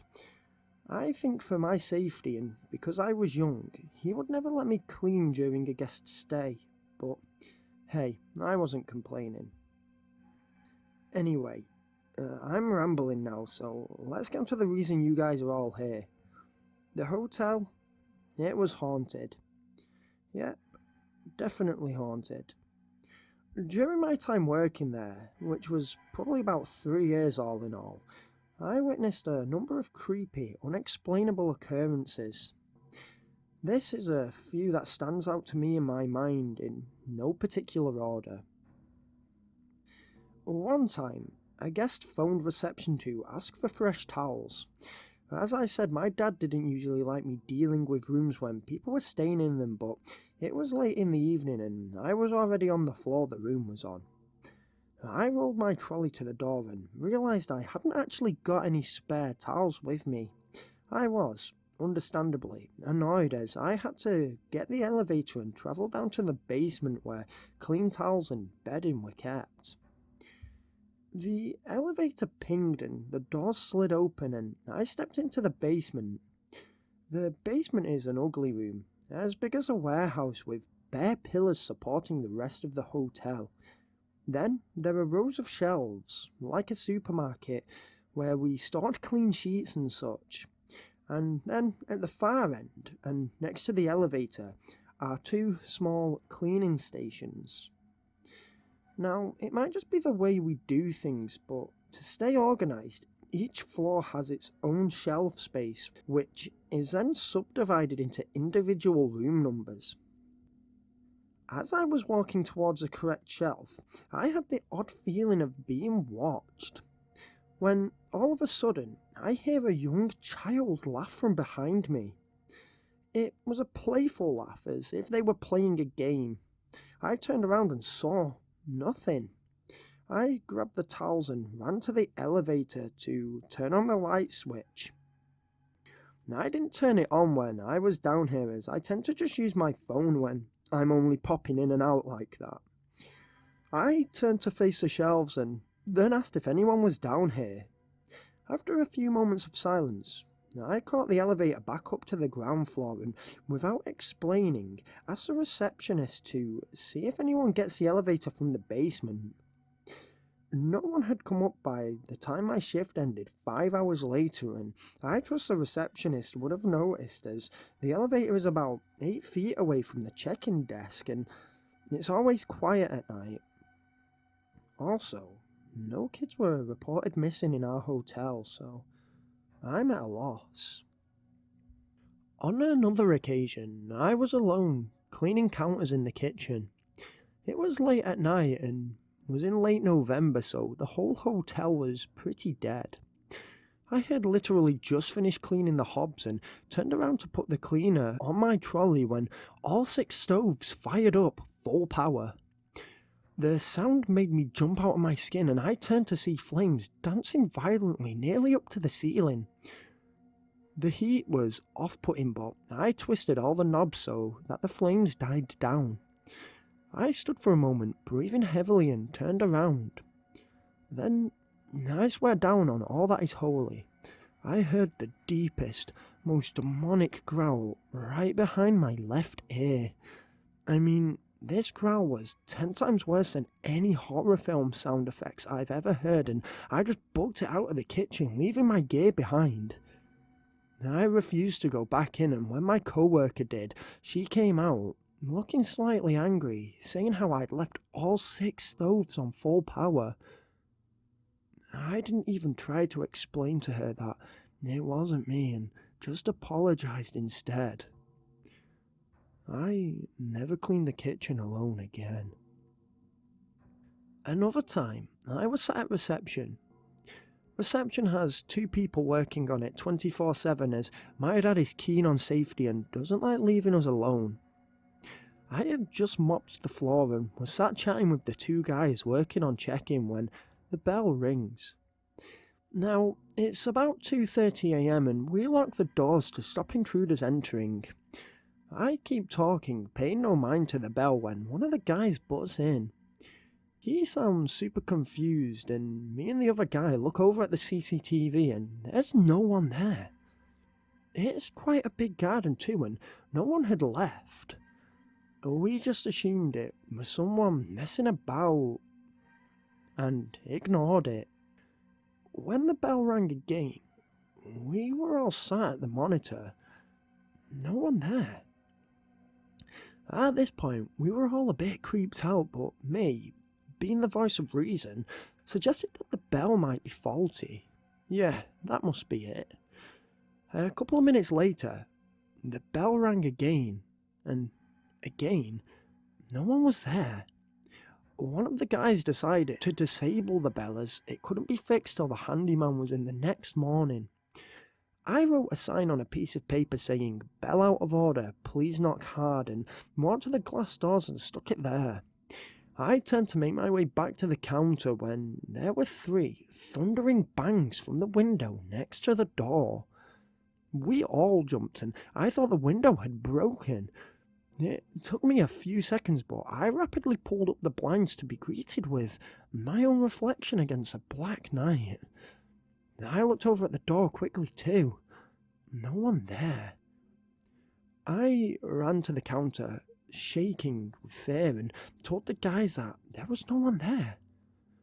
We all sat, basically unmoving for the next hour, just watching the door and the CCTV. No one ever came. Now, the hotel itself was a new build that my dad actually built, so the hotel couldn't have been haunted, but I don't know much about the land it was built on. Before I moved, I checked briefly at our local library, and there was a cemetery around that area that was removed in the 1980s, so that new buildings could be built and the area could be urbanised. I'm honestly not sure if it covered the land the hotel was built on, and I'm not willing to say it did, because I just don't know, but that would explain the creepy occurrences.